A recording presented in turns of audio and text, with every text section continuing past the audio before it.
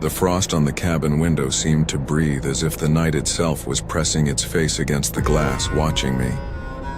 I was 7, maybe 8, bundled in a scratchy wool blanket, my breath fogging in the chilly air of a Colorado November. My family, Mom, Dad, my sister, and me, had come to this rented cabin for a weekend escape, a chance to stitch ourselves closer together. The idea had sparked in Dad's mind, and Mom, always eager for family time, had agreed. We'd left school, behind on a Friday, the world outside our car a blur of pine trees and snow-dusted roads. The cabin was a squat wooden thing, tucked deep in the forest, its walls creaking under the weight of silence. That first night I felt the darkness lean in closer, like it knew something I didn't. We arrived late, the sky already bruised purple, the cold biting at my fingertips as we hauled bags inside. The cabin smelled of old wood and damp earth, its furniture worn but welcoming. Mom bustled about assigning beds, my sister and I in a small room with twin beds, the kind that sagged in the middle. We ate a quick dinner, spaghetti from a can, the kind that tasted better because we were somewhere new. Dad talked about hiking tomorrow, his voice warm with plans, but I was distracted, my eyes drifting to the window. The forest outside was a wall of black, the kind that swallowed light. Whole, I went to bed, the mattress creaking under me, and tried to ignore the way the silence felt alive, like it was holding its breath. Then it came, a soft crunch, like boots sinking into snow. I bolted upright, heart thumping, the blanket slipping, to the floor. The sound was faint but deliberate, a rhythm of steps circling the cabin. I pressed my face to the window, the glass cold against my cheek, but saw nothing, just endless dark. My mind spun stories, a deer, maybe, or a fox. Animals roamed these woods, didn't they? I crawled back to bed, pulling the blanket tight, but the sound returned, sharper this time, closer. I shook my sister awake, her eyes bleary but wide when she heard it too. We crept to the window, our breaths shallow, and there, a shadow, tall and thin, flickered just beyond the tree line. It wasn't an animal. It was human, but wrong somehow, like a figure from a dream that didn't belong in the waking world. We dove back to bed, hearts racing, telling ourselves it was nothing, but sleep felt like a betrayal that night. Morning brought sunlight, weak but steady, spilling through the windows. Mom was in the kitchen, the smell of bacon filling the air, while Dad was outside chopping wood or checking the car. I wasn't sure. I asked to join him, needing the open air to shake off the night's unease.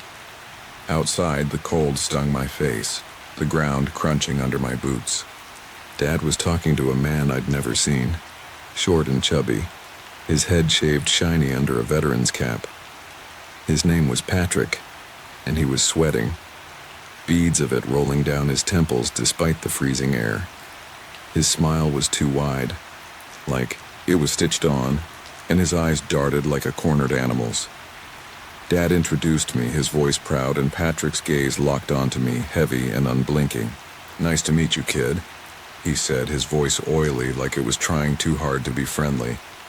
I smiled back, unsure, and blurted out, "You look scared. Are you okay?" Dad laughed, but Patrick's face twitched, a cough catching in his throat. "Shell shock," he said, tapping his cap. "I'm a vet." He seemed normal enough at first. Dad liked him, invited him in for breakfast, and Patrick accepted, sitting at our table like he belonged. He said he'd rented a cabin nearby with his family, just a friendly neighbor introducing himself. I watched him eat, his hands trembling slightly, his eyes flicking to me when he thought I wasn't looking. After breakfast, I went outside to play, the snow soft under my feet, the air sharp with pine. Dad and Patrick joined me, their voices carrying over the quiet. Then it happened. I slipped, my knee scraping against a rock hidden in the snow. Pain flared, bright and hot, and I cried out, tears stinging my eyes. Dad was inside, Called away by Mom, leaving me alone with Patrick. He knelt beside me, too close, his breath sour and warm. "Come to my cabin, kid," he said, his voice low, almost a whisper.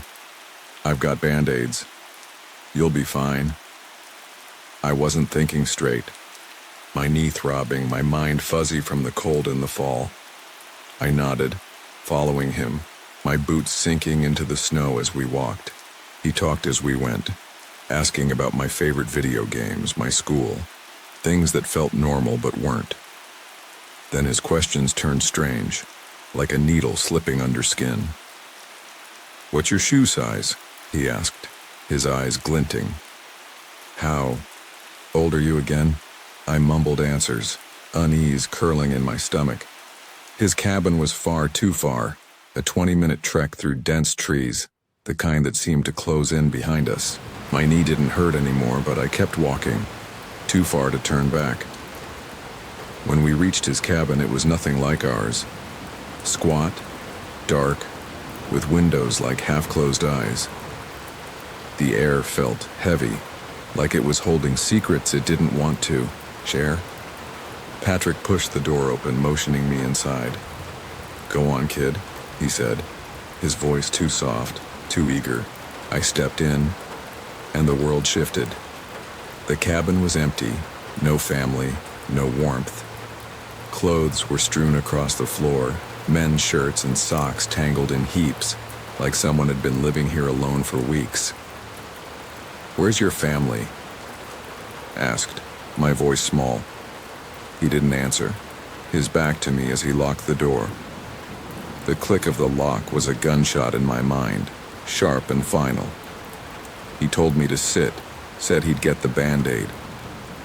I perched on a sagging couch, my heart pounding so loud I thought he'd hear it. He returned from the kitchen, a Band-Aid in one hand, his other reaching for my leg. His fingers lingered, sliding up and down my calf, his touch cold and deliberate. "You're a strong kid," he said, his voice low, almost a growl. "I like that." My stomach twisted, a scream trapped in my throat. I stood stammering that my leg felt better, that my parents would be worried. He smiled, a slow, predatory thing, and said, "Stay a bit, kid. Eat with me. You don't want to miss this." His words were a command, pulling me into a trance, but fear snapped me free. I said I had to go, my voice shaking, but he stepped closer, insisting, his hand brushing my arm. Then it came, a loud thud from the bedroom, like something heavy falling. Patrick's face darkened, his smile vanishing. He stormed to the door, flung it open, and shouted, "Did I say you could move? Stay there." I froze, my blood cold, as his voice echoed with rage. He slammed the door shut, returning with that same stitched-on smile. "My wife," he said, too calm. "She's sick. Can't have visitors." But I'd seen her, a woman, pale as death, her eyes red and swollen, stepping out of the room. "I'm hungry," she'd whispered, her voice broken, before Patrick screamed at her to get back inside. Her face was a ghost's, etched with fear, and it burned into my mind. I couldn't stay. My eyes darted to the door, still locked, but I saw my chance when Patrick turned to grab something from the kitchen. "Run!" my mind screamed, a command I couldn't ignore. I fumbled with the lock, my hand shaking, and slipped outside, the cold air hitting me like a slap. I ran, the forest blurring around me, branches snagging at my jacket. Behind me, I heard Patrick's voice shouting, "Where the hell did he go?" His words were laced with fury, aimed at the woman, accusing her of letting me escape. I didn't stop, my boots pounding the snow, my breath ragged. The forest felt alive, watching, its shadows twisting into shapes that chased me. I hid behind a tree, my heart hammering, as Patrick's voice carried through the woods. "Kid, come back. You don't need to try on the clothes. I've got toys." His tone was desperate, a lure meant to pull me back. I pressed myself against the bark, the rough texture grounding me, and waited until his voice faded. Then I ran again, legs burning, until I saw our cabin in the distance, its lights a beacon. Dad was outside, searching, his face pale when I stumbled into his arms, sobbing. I told him everything. Patrick's touch, his lies, the woman's haunted face. The memory of her eyes anchored the terror in me, a weight I'd carry for years. Dad called the cabin owner, his voice tight with anger. We packed and left that day, the refund a small consolation. The owner reported it to the police, who found the cabin empty. No Patrick, no wife, just scattered clothes and a lingering sense of wrongness. Patrick wasn't his real name. I knew it in my bones, and the veteran cap was just another lie. I still wonder about that woman trapped in that cabin. Her fate a question that haunts me. The forest keeps its secrets, and I've never gone back. The air was thick with the scent of pine and the damp chill of a Washington summer night, but something heavier lingered, an unshakable feeling that we weren't alone. My name is not important, but I was 11 that summer, a skinny kid with a wild imagination, tagging along with my friend Lily and her cousin Evan at her family's cabin by a secluded lake. It was supposed to be a carefree getaway, a few days of fishing and laughter under the stars. But that last night, as the sun sank below the horizon, the world turned strange, as if the forest itself was holding its breath, waiting to whisper secrets we weren't meant to hear. The cabin sat at the edge of a dense forest, a squat wooden structure with peeling paint and windows that rattled in the wind. To reach the lake, we had to trek through a narrow trail, a twisting path carved through towering pines and underbrush that seemed to claw at our ankles. That evening, around 7:00 p.m., the three of us grabbed our fishing rods and headed down to our secret beach, a hidden cove where the water shimmered like liquid, obsidian under the fading light. The trail was familiar by day, bustling with joggers and kids racing to the public beach nearby. But at night it transformed. The trees loomed taller, their branches weaving a canopy that swallowed the sky, and the air grew heavy with the kind of silence that makes your own heartbeat sound like a drum. We spent hours at the cove, perched on a weathered log, our lines cast into the glassy water. Lily, with her quick laugh and tangled brown hair, teased Evan about his terrible aim with the rod. Evan, a lanky 13-year-old with a knack for storytelling, grinned and tossed pebbles into the lake, watching the ripples spread like omens. The darkness crept in so slowly we didn't notice until it was too late. By 8:30, the world had gone black, the stars hidden behind a veil of clouds. My stomach twisted, not from hunger, but from a sudden awareness of how alone we were. The forest was no longer a backdrop. It felt alive, watching us with unseen eyes. "We should head back," I said, my voice barely above a whisper, as if speaking too loudly might wake something in the trees. Lily nodded, her usual confidence dimmed, and Evan zipped up his backpack with a forced nonchalance. We packed our gear and started up the steep, slippery hill that led back to the trail.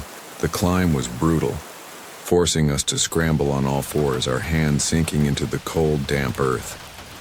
Every rustle of leaves, every snap of a twig, made my heart lurch.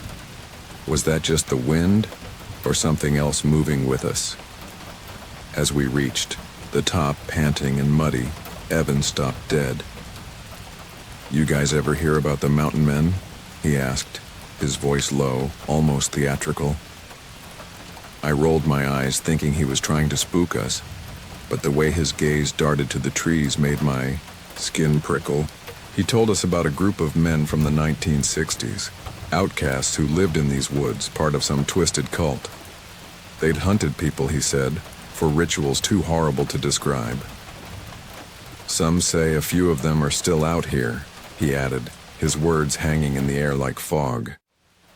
Lily scoffed, but her voice trembled. Stop it, Evan, you're not funny. But I could feel it. The story had sunk into me, planting a seed of dread that grew with every step.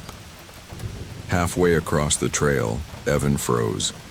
His face went pale, his eyes fixed on something to our right. I followed his gaze, squinting into the darkness, but saw nothing at first.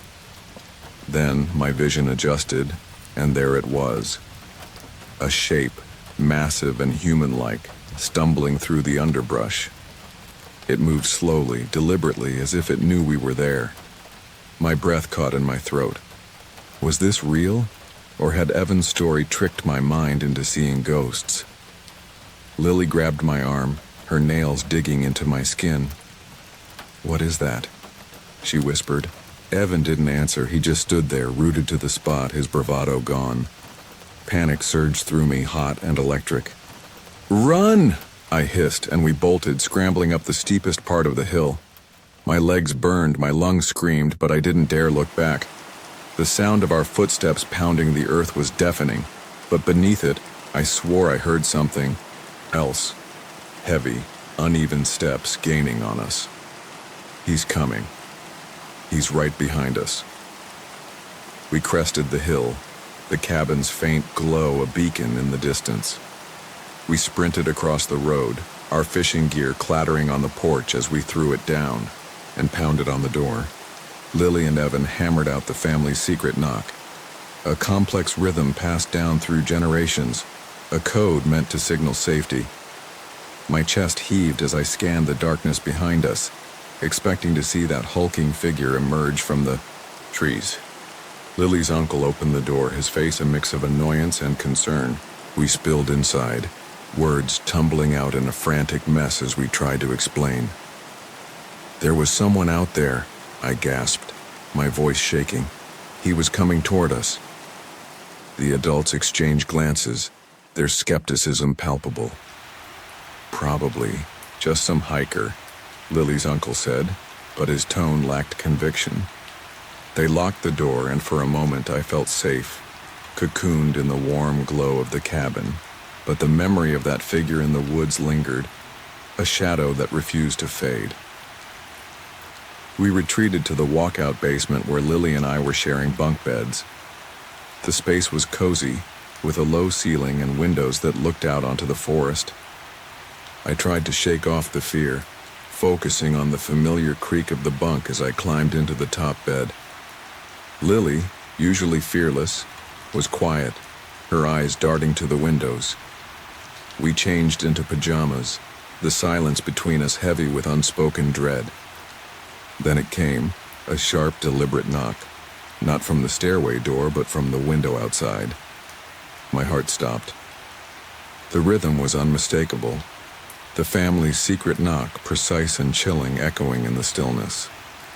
Lily's face drained of color. "That's not possible," she whispered, her voice barely audible. I stared at the window, the glass, reflecting our terrified faces. How could anyone know that rhythm? The knock came again, more insistent, each tap a needle in my spine. We sat frozen, our breaths shallow, as if any movement might summon whatever was out there. Then, a third knock, frantic and uneven like a plea or a taunt. "Come out, you can't hide." My mind spiraled, conjuring images of the mountain men, their faces obscured, waiting in the dark. We bolted up the stairs to the living room, where Lily's family and Evan were gathered. Words spilled out in a panicked rush as we told them about the knocks. Evan, his face ashen, ran downstairs to listen. "It's the knock," he confirmed, his voice trembling. Lily's uncle, older brother, and cousin grabbed flashlights, their faces grim as they stepped outside to search. We huddled together, the air thick with tension. Then, from the front door, the knock came again. Slow, deliberate, mocking. "They're here. They're playing with us." My stomach churned as I pictured the figure from the woods now standing just beyond the door, waiting for us to make a mistake. Lily's uncle called the police, his voice steady but strained. Someone's trying to get into my cabin, he told the dispatcher. The knocking continued, each rap a hammer against my nerves until it suddenly stopped. The silence was worse, oppressive, suffocating, as if the world was holding its breath. When the police arrived, their flashlights cutting through the darkness, they searched the woods and found nothing. No footprints, no signs of anyone. Probably just some creep trying to scare kids, one officer said, but his eyes betrayed doubt. They left, and we spent the night huddled together on the living room floor, too afraid to sleep. Years later, I can still hear that knock, feel the weight of those unseen eyes. Whoever was out there had learned the family's secret rhythm, a violation that turned our safe haven into a trap. Was it one of Evan's mountain men? A relic of a forgotten cult? Or something else, something older, that lived in the shadows of those woods? I'll never know. But the memory clings to me, a cold hand that never lets go. The mountain air was sharp, laced with secrets that clung to the pines like frost, whispering of things unseen. I was 11, a child caught between wonder and the creeping dread of a world too vast to trust. My sisters, Ariel, 14, with her quick wit and fearless eyes, and Belle, 8, small but fierce, were my world, our bond a shield against life's uncertainties. Step into that time, feel the innocence but sense the shadow looming. Our dad, a freelance programmer, wove code into fleeting wealth, but debt, a relentless thief, stole most of it. Mom, with her warm smile, tried to balance our budget, but it always tipped against us. Vacations were myths, visits to relatives our only escape. So when Dad announced a weekend at a mountain cabin, it felt like a stolen dream, too perfect to be real. Imagine a place where the world holds its breath, where every shadow hides a truth. We were watching Final Destination, Dad's favorite, its scares pulling giggles and gasps from us when the phone rang. Sharp and sudden.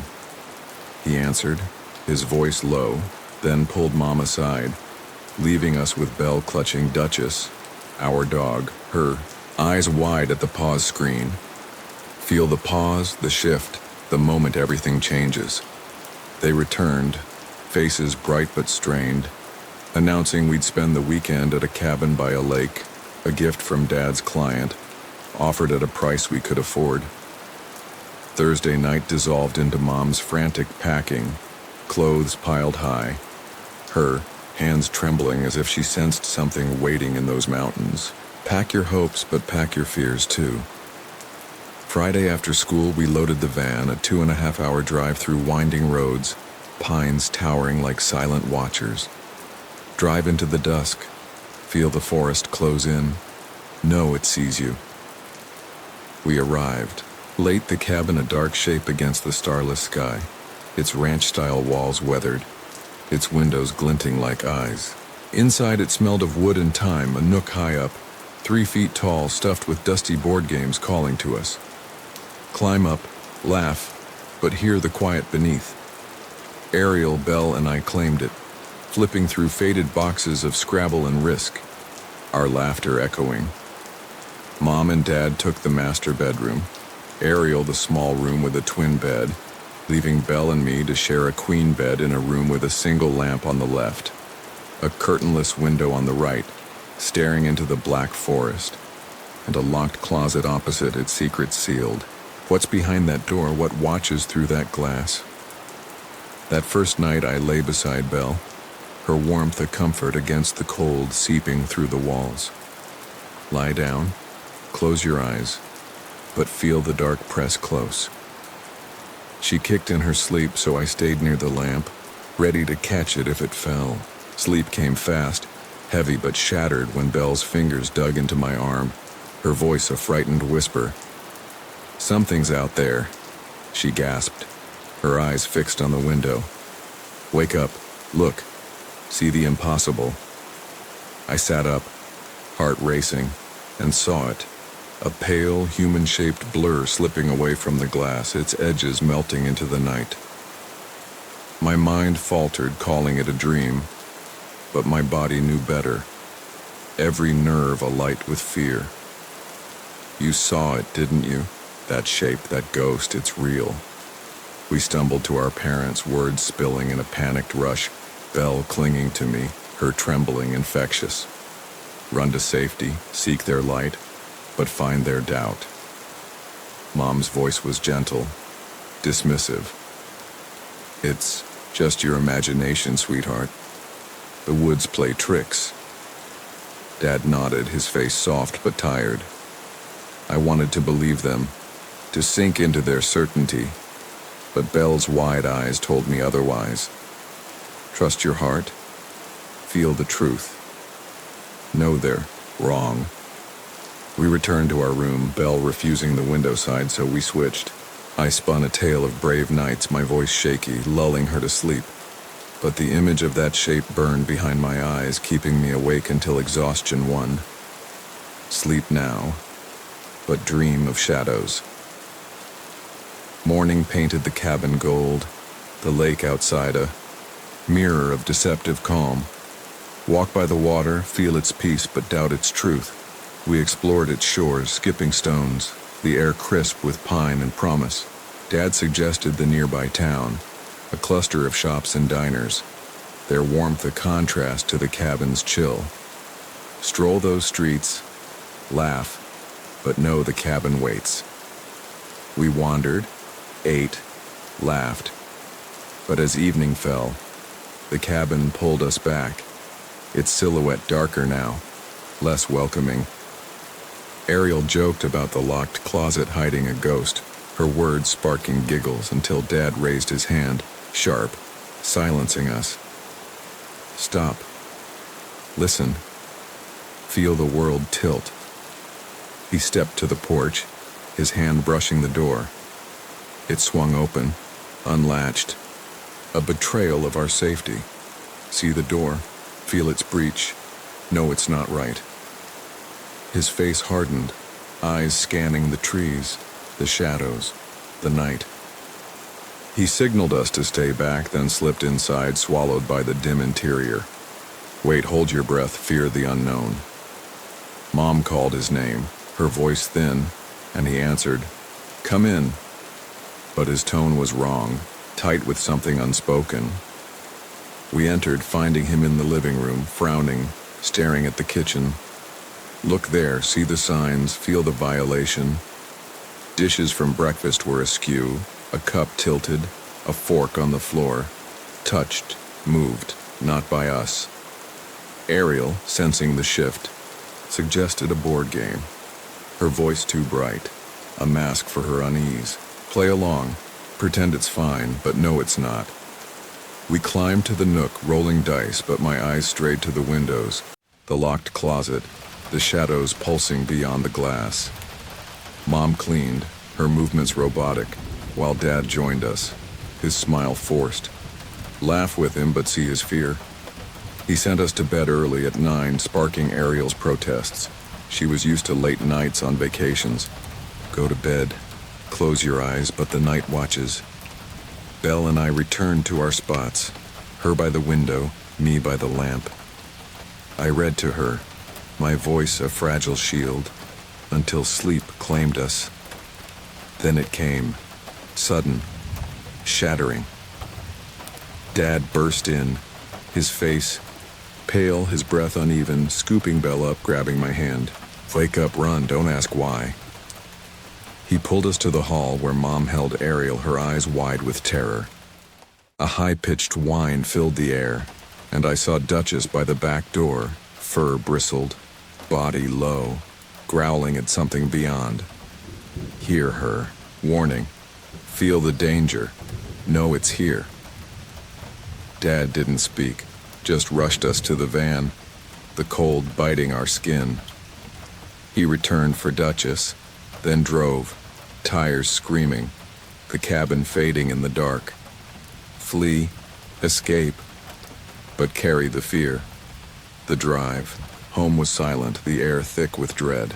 Feel the quiet, the weight, the unanswered. Duchess trembled, her warmth against my leg a faint comfort. The next day, Dad told Ariel the truth. But Belle and I waited years to hear it. Listen now, hear the horror. Know it was real. He'd woken to a low moan outside his window. Not animal, not wind, something wrong. He checked the house, found the front door unlatched, the back door ajar, kitchen items scattered. Duchess growled, her eyes fixed on the darkness beyond. Someone was there, touching, watching, waiting.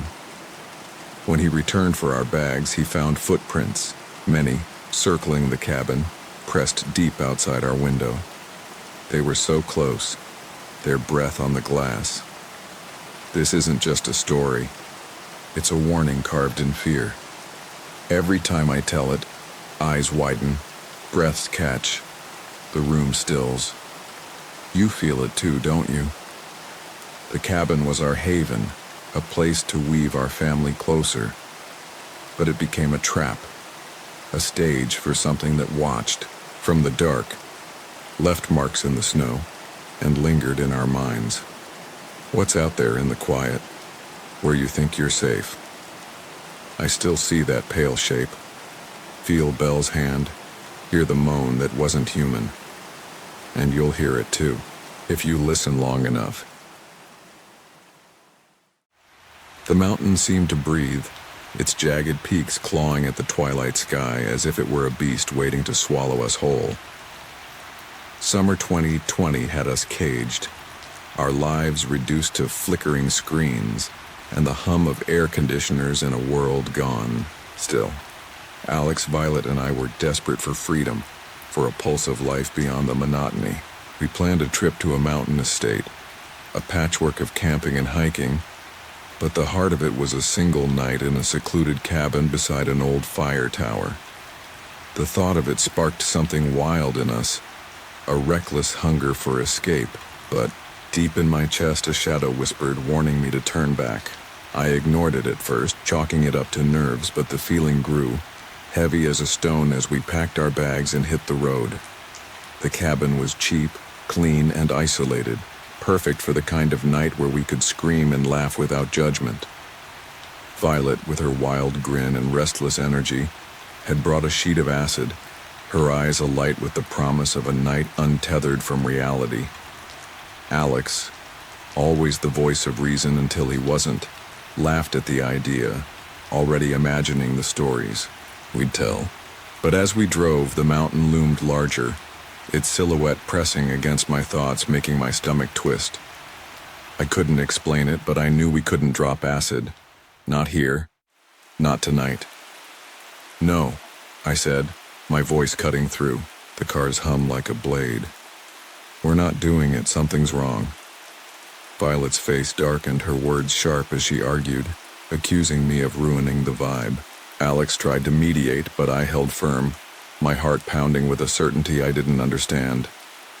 Stay sober, my mind commanded, a voice not my own.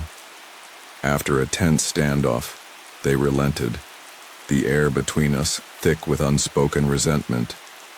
Tayo. Road to the cabin was a narrow, twisting scar, carved into the mountain's flank. No pull-offs, no other campsites, just an endless climb through pine trees that seemed to lean inward, watching. The cabin sat at the peak, a weathered wooden box with windows like dark mirrors, reflecting the fading light. We unloaded our gear, the air sharp with the scent of sap and damp earth, the silence so deep it felt like a presence. The forest was too quiet, not peaceful, but predatory, as if it were holding its breath. We built a fire outside, its flames casting restless shadows that flickered across the trees, their branches swaying like fingers reaching for us. Inside, the cabin was sparse, bunk beds, a rickety table, and a fireplace that smelled of old ash. We tried to settle in, but the weight of the mountain pressed against the wall, seeping into our bones. As dusk melted into night, a low growl shattered the quiet, an engine rumbling up the road. Headlights pierced the darkness, and a side-by-side, Vehicle rolled into view, carrying 3 kids, their faces lit by the fire's glow. They waved, their smiles bright but fleeting, before climbing the fire tower and disappearing into the night. Their presence felt like a trick, a moment of normalcy that didn't belong in this place. We doused the fire and retreated inside, the cabin's walls closing around us like a trap. The hot dogs we cooked were barely edible, their taste lost in the tension that hung between us. The forest silence was a lie, broken by the rustle of leaves, the faint creak of branches, each sound a needle in my nerves. We sat in silence, the kind that amplifies every breath, every heartbeat, until it felt like the mountain itself was listening. To break the spell, I cracked open wine coolers, passing them to Alex and Violet with a forced grin. I slapped a board, game on the table, its pieces clattering as we tried to reclaim the night. Laughter came, fragile at first, like a flame struggling to catch. We played, our voices growing louder, drowning out the forest's whispers.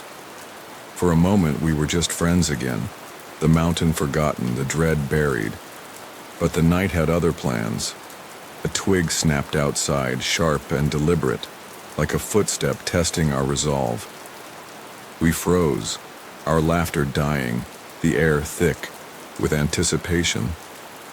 Then it came, a pale hand, fingers splayed like spider legs, slammed against the window, the glass trembling under the force. Our screams tore through the cabin, raw and jagged, as Violet's wine cooler slipped from her hand, splashing red across the floor like blood. Alex fumbled for his phone, his fingers shaking as he dialed 911, the operator's voice a thin thread of hope in the chaos. "Stay where you are," the operator said, but the command felt impossible. The cabin no longer a refuge, but a cage. Grabbed the phone, my breath shallow, my eyes locked on the window. The hand was gone, but its shadow lingered. A ghost burned into the glass. Violet called her family, her voice breaking as she whispered goodbyes, as if we were already lost.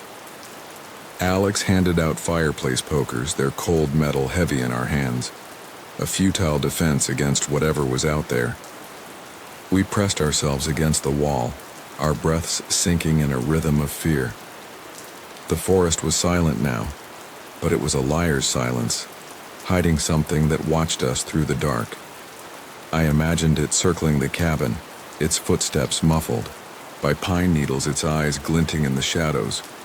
Stay calm, I told myself, but the words were hollow, swallowed by the void outside. We waited, the seconds stretching into eternity, each rustle of leaves a threat, each gust of wind a whisper of intent. The police arrived after 20 agonizing minutes, their flashlights slicing through the night like knives. They combed the mountain with dogs, their boots crunching in the gravel, their voices low and urgent. But they found nothing, no footprints, no figure, just the empty weight of the forest. The officer's face was grim, his words careful as he suggested a bear, but his eyes betrayed the lie. A bear doesn't knock like a human, doesn't vanish when you scream. Then they checked Violet's car, parked just outside. The dust on its hood, thick from the drive, was marred by handprints, dozens of them, smudged and overlapping, none matching ours. My blood turned to ice, the world tilting as I realized we'd been watched, maybe from the moment we set foot on the mountain. The handprints were a mark, a claim, proof that someone had been here, planning, waiting. We grabbed our things, stuffing bags with trembling hands, the cabin's walls seeming to close in as we moved. We followed the police down the mountain, their lights guiding us through the dark, every pothole a jolt that reminded us how far we were from safety. The handprints were an anchor, a nightmare etched into my mind, a reminder that we weren't alone. I kept replaying the night, the kids in the side-by-side, their fleeting smiles, the engine's hum fading into the dark. Were they part of it? Or was it someone else, someone who'd hiked up that narrow road, their car parked at the base to avoid detection? The mountain knew, but it kept its secrets, its silence a wall I couldn't break. Back home, sleep was a stranger. The memory of that hand, pale and predatory, haunted me. A vision that flickered between dream and reality. I saw it in every shadow, felt it in every quiet moment. What did they want? A prank? A fleeting scare? Or something darker, interrupted only by Alex's quick call? The cabin felt like a dream now, a place where the line between safety and terror was a single pane of glass. I wondered about those kids, their faces too bright for the darkness, and the car at the mountain's base, its presence a question mark. The forest had watched us, judged us, and let us go, but at what cost? I'll never know who was out there, but I'm grateful we didn't stay to find out.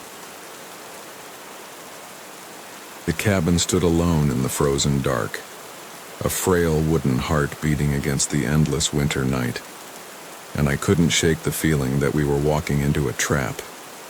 My name doesn't matter, but I was a nervous tag-along, dragged by my friend Kate to a birthday party for Susan, a girl she'd known since their Catholic school days.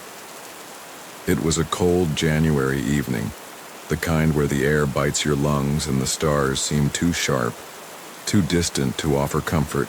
Susan's parents had rented a cabin deep in the Washington woods for her 17th birthday, a tradition they'd started the year before.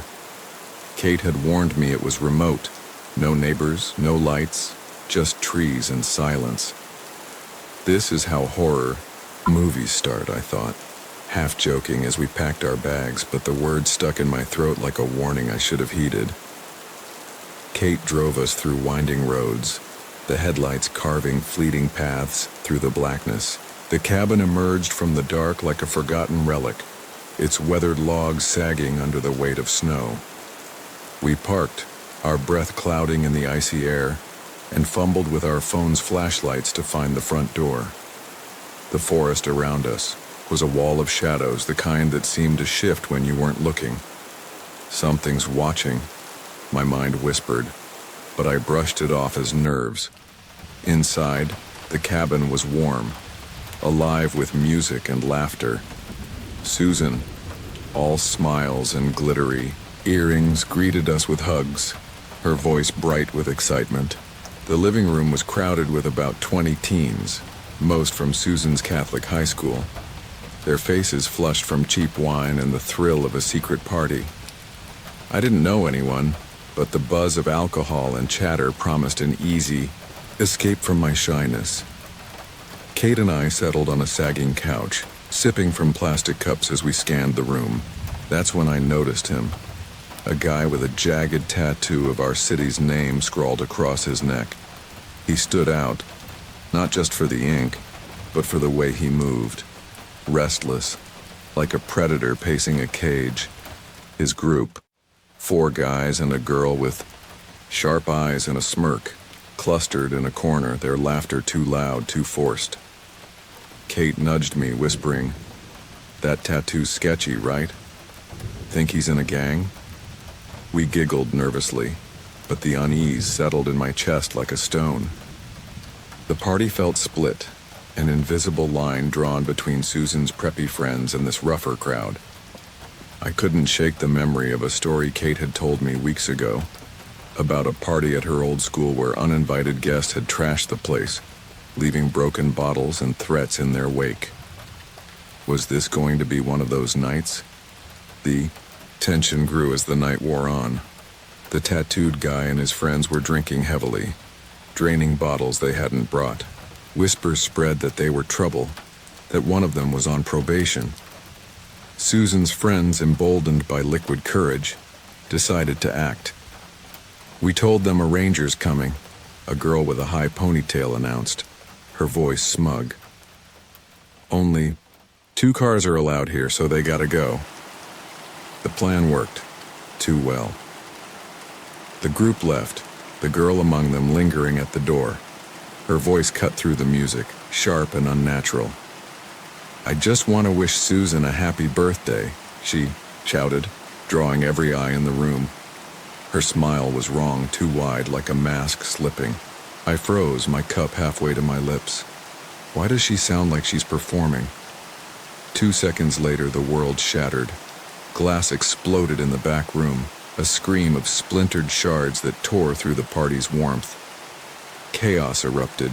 People shouted, stumbled, pushed toward the walls.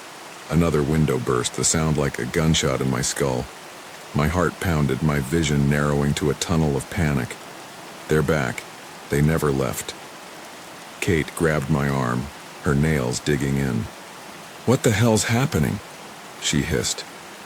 The girl who'd spoken was gone, vanished into the night. Whispers spread like wildfire. She said one of them has a gun. A gun. The words sank into me, cold and heavy, turning the cabin from a haven into a cage. I sat paralyzed on the couch, my mind racing. This can't be real. It's a prank, right? But the jagged edges of broken glass glinting in the lamplight told a different story. The party fractured. Some kids ran to the windows, peering into the dark, while others huddled together, their faces pale. Susan stood in the center of the room, her birthday joy replaced by a trembling lip. "Everyone stay calm," she shouted, but her voice cracked. I wanted to move, to do something, but my legs felt like lead. They're out there waiting. The thought looped in my mind, relentless, as if the forest itself was whispering it. A few brave or foolish kids stepped outside, their flashlights slicing through the darkness. They found nothing, just snow and silence, but the absence of answers was worse. What if they're hiding, watching us? My imagination conjured the tattooed guy, his eyes glinting like a wolf's, the gun in his hand a promise of violence. Kate and I stayed inside, our backs pressed against the wall. I remembered another story, one my cousin had told me about a party in the woods where a fight broke out and someone ended up in the hospital. This is worse, I thought. This isn't just a fight. 3 girls who'd planned to stay the night grabbed their bags, their arms full of clothes and fear. They stepped onto the porch only to freeze as a scream tore through the night. My blood ran cold. For a moment I thought it was them, attacked in the dark. But they stumbled back inside, their faces ashen. "It's just my friend," one sobbed, explaining a new girl had screamed in excitement outside. The relief was fleeting, swallowed by the dread that clung to the room. They're still out there. They could come back. Kate and I stayed for hours, unwilling to leave Susan alone. The cabin, once a place of laughter, now felt like a fortress under siege. The remaining guests whispered about calling the police, but Susan shook her head. "My parents can't know about the drinking," she said, her voice small. So we waited, the broken windows letting in drafts of cold air that carried the forest's whispers. By 2 a.m., the party was dead, the last guest slipping away into the night. Kate and I left too, our flashlights trembling in our hands as we ran to the car. Every shadow felt alive, every rustle a threat. Driving away, the cabin shrinking in, the rearview mirror. I couldn't shake the feeling that we'd escaped something far worse than broken glass. Who were those people? Why did they come back? The girl's fake birthday wish, the shattered windows, the rumor of a gun. It all felt like a performance, a prelude to something darker. Years later, I still see that tattooed neck in my nightmares, hear the glass breaking, feel the forest's eyes on my back. We were just kids at a Catholic schoolgirls' party, but that night, the woods taught us fear. The night was a living thing, pressing against the windows, whispering secrets I wasn't ready to hear. Last October, the air turned crisp, heavy with the scent of fallen leaves and something darker, something that clung to the edges of my mind. I shared a rented house with my older sister. A cozy place in a quiet neighborhood where we split the bills and leaned on each other to keep life steady. She was my rock, her laughter a shield against the world's chaos. But that week, she was gone, off to Florida to meet friends, leaving me alone in a house that suddenly felt too big, too empty. Feel the weight of solitude, the way it sharpens every sound. I couldn't join her. Work chained me to my desk, but I welcomed the quiet, or so I thought. Monday morning, as her car vanished down the street, I tidied the house, swept the floors, and sank into the rare luxury of solitude, unaware of the eyes that might already be watching. 2 o'clock struck, and the world shifted. I was wiping down the kitchen counter, the scent of lemon cleaner sharp in my nose, when a knock echoed through the house, deliberate and heavy. Freeze. Listen. Who's there? My heart skipped, assuming it was a delivery for my sister. Her online shopping habit was relentless. I opened the door expecting a package, but found a man, early 40s, standing on the porch. His face was weathered, eyes sunken, wearing a faded gray jacket and jeans that seemed to carry the dust of too many roads. No box, no clipboard, just him, staring at me with an intensity that made my skin crawl. "Hi, how can I help you?" I asked, my voice thinner than I intended. He didn't answer right away, his gaze boring into mine as if searching for something I couldn't name. Look into his eyes, see the void behind them. "Just wanted to see who lives here," he said, finally, his voice low, almost a growl. "Didn't mean to bother you." He smiled, a crooked, hollow thing, then turned and walked away, his boots crunching on the gravel. I closed the door, my hands trembling as I turned the lock. "You're safe now, aren't you?" But the house didn't feel safe anymore. His words echoed in my mind. Why did he need to know who lived here? I tried to shake it off, busying myself with chores, but the memory of his stare lingered, a shadow that refused to fade. That night I checked every lock twice, the windows too, their glass cold against my fingers. The neighborhood was quiet, the streetlights casting weak pools of light, but I couldn't shake the feeling that someone was out there, just beyond the glow, watching. The next day, work pulled me back to routine. I left early, the morning air sharp, and returned at 6, exhausted but eager to cook dinner and reclaim the house as mine. Breathe in the comfort, let it wrap around you. I was chopping vegetables, the knife's rhythm soothing, when another knock came, sharp and insistent. My stomach dropped. I crept to the door, peering through the peephole. It was him again, the same man in the same gray jacket, the same jeans, as if time hadn't moved for him. He's back. Why is he back? I cracked the door open, just enough to speak, my heart pounding. "Is everything okay?" I asked, my voice barely steady. He smiled again, that same hollow grin. "Of course," he said, as if I were foolish to ask. "Just checking in on you." The way he said it, so casual yet so deliberate, sent a chill down my spine. Feel the words, hear the lie beneath them. "Are you a neighbor?" I asked, clinging to the hope of a rational explanation. I didn't know.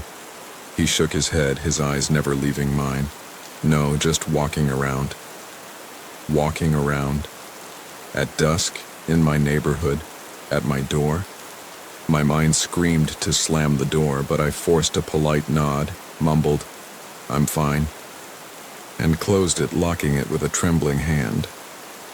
I waited, watching through the peephole until his shadow retreated.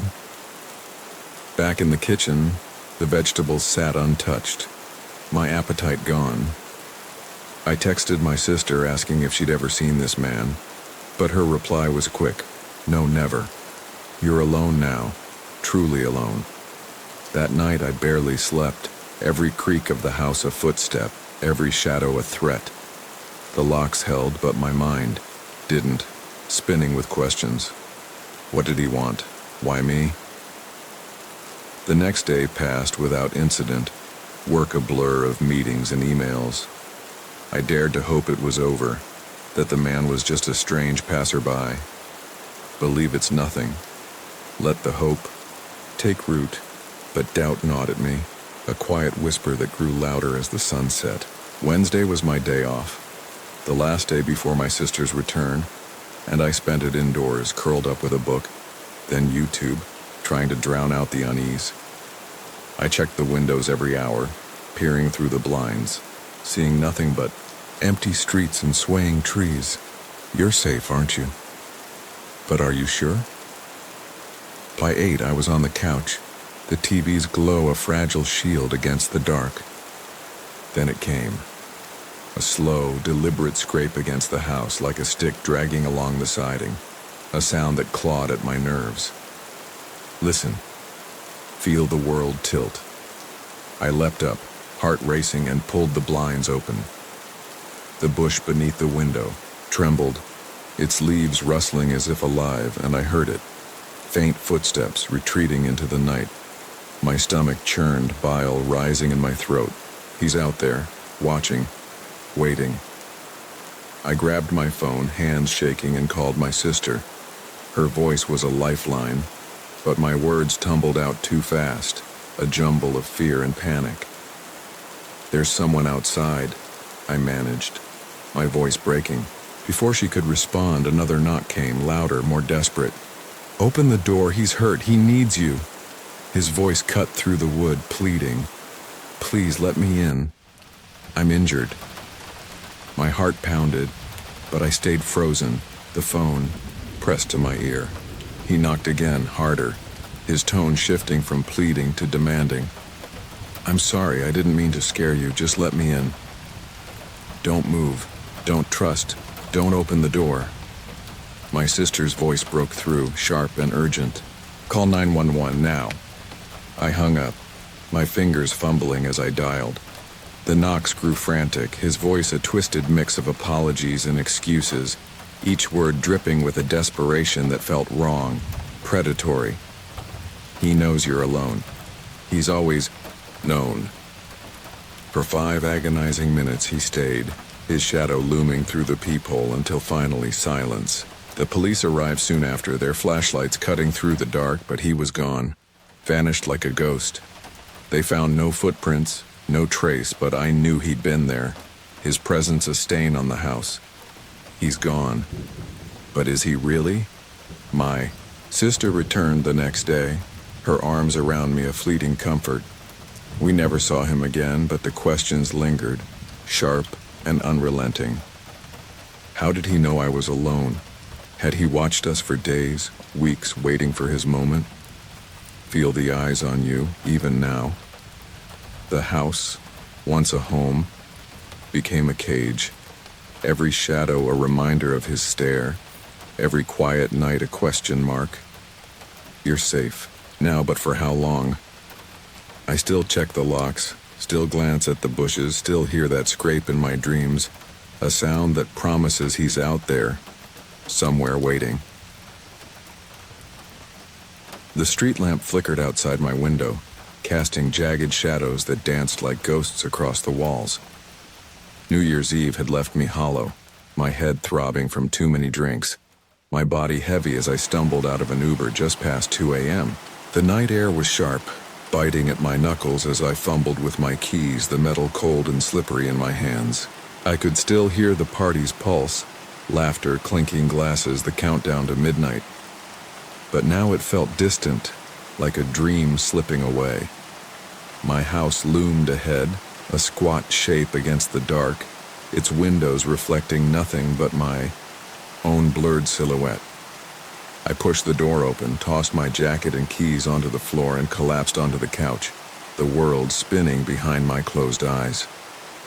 Something felt wrong, but I was too drunk to care, too tired to listen to the whisper in my mind.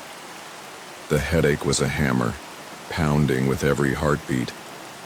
I swallowed an ibuprofen, the bitter pill catching in my throat, and sank deeper into the couch's worn cushions. The house was quiet. Too quiet. The kind of silence that felt like it was watching me. I tried to sleep, my eyes heavy, but the pain kept me tethered to the waking world. Then it came. A sharp, insistent ring, the doorbell cutting through the fog of my mind. It rang again, then again, each chime a needle in my skull. I didn't move, didn't care. Who would be here at this hour? A neighbor maybe, or a drunk friend looking for a place to crash. I let the silence swallow the sound, my body sinking deeper into the couch, willing the night to let me rest. But the silence lied, promising safety it couldn't deliver. I don't know how long I drifted, caught between sleep and waking, the room a blur of shadows and half-formed thoughts. Then a streak of light sliced across the wall, cold and pale, like a blade in the dark. My eyes snapped open, my heart lurching as I traced the light to its source. The front door, ajar, moonlight spilling through the gap like liquid silver. Had I left it open? My mind, sluggish with alcohol, scrambled to remember. I'd been so out of it, fumbling with keys, but surely I'd closed it. Surely. I stood, my legs unsteady, and shuffled toward the kitchen for water, the floorboards cold under my feet. Then I heard it. Footsteps, heavy and deliberate, moving above me in the bedrooms upstairs. My breath caught, the world snapping into sharp focus. This wasn't a dream. This was real. I froze, my pulse a drumbeat in my ears. 2 sets of footsteps, not one, pacing across the ceiling, their rhythm uneven, searching. I ducked behind the couch, its diagonal slant in the corner offering a flimsy shield. My heart burned, each beat a warning as I pressed myself into the shadows, the carpet rough against my palms. Hide, my mind screamed, a command I couldn't ignore. The footsteps paused, then descended the stairs, slow and measured, each step a countdown. I held my breath, the air thick with the smell of my own sweat and the faint tang of spilled beer from the party. The front door closed, the streak of light vanishing, plunging the house into darkness. "All right, let's get on with it," a man's voice said, low and casual as if he were discussing the weather. They moved through the house, their voices drifting like smoke. They were chatting, laughing, as if they owned the place, as if I wasn't here, curled into a ball behind the couch. One talked about a football game, the other about a girl he'd met. Normal, everyday words that felt obscene in this violation of my home. Drawers slid open, their contents rattling. Boxes were upended, their secrets spilled onto the floor. My house was being dissected piece by piece while I cowered, invisible but exposed. I wanted to run, to scream, but my body betrayed me, rooted to the spot, my breath shallow and ragged. The couch was a fragile barrier, its low back barely hiding me, its shadow a thin veil between life and whatever they intended. One of them moved closer, his footsteps heavy, deliberate. I could smell him now. Cigarette smoke, cheap cologne, a faint metallic edge I couldn't place. My chest tightened, my lungs burning as I fought to stay silent. He paused near the couch, so close I could hear the rustle of his jacket, the faint creak of his shoes on the hardwood. If he looked down, I was done.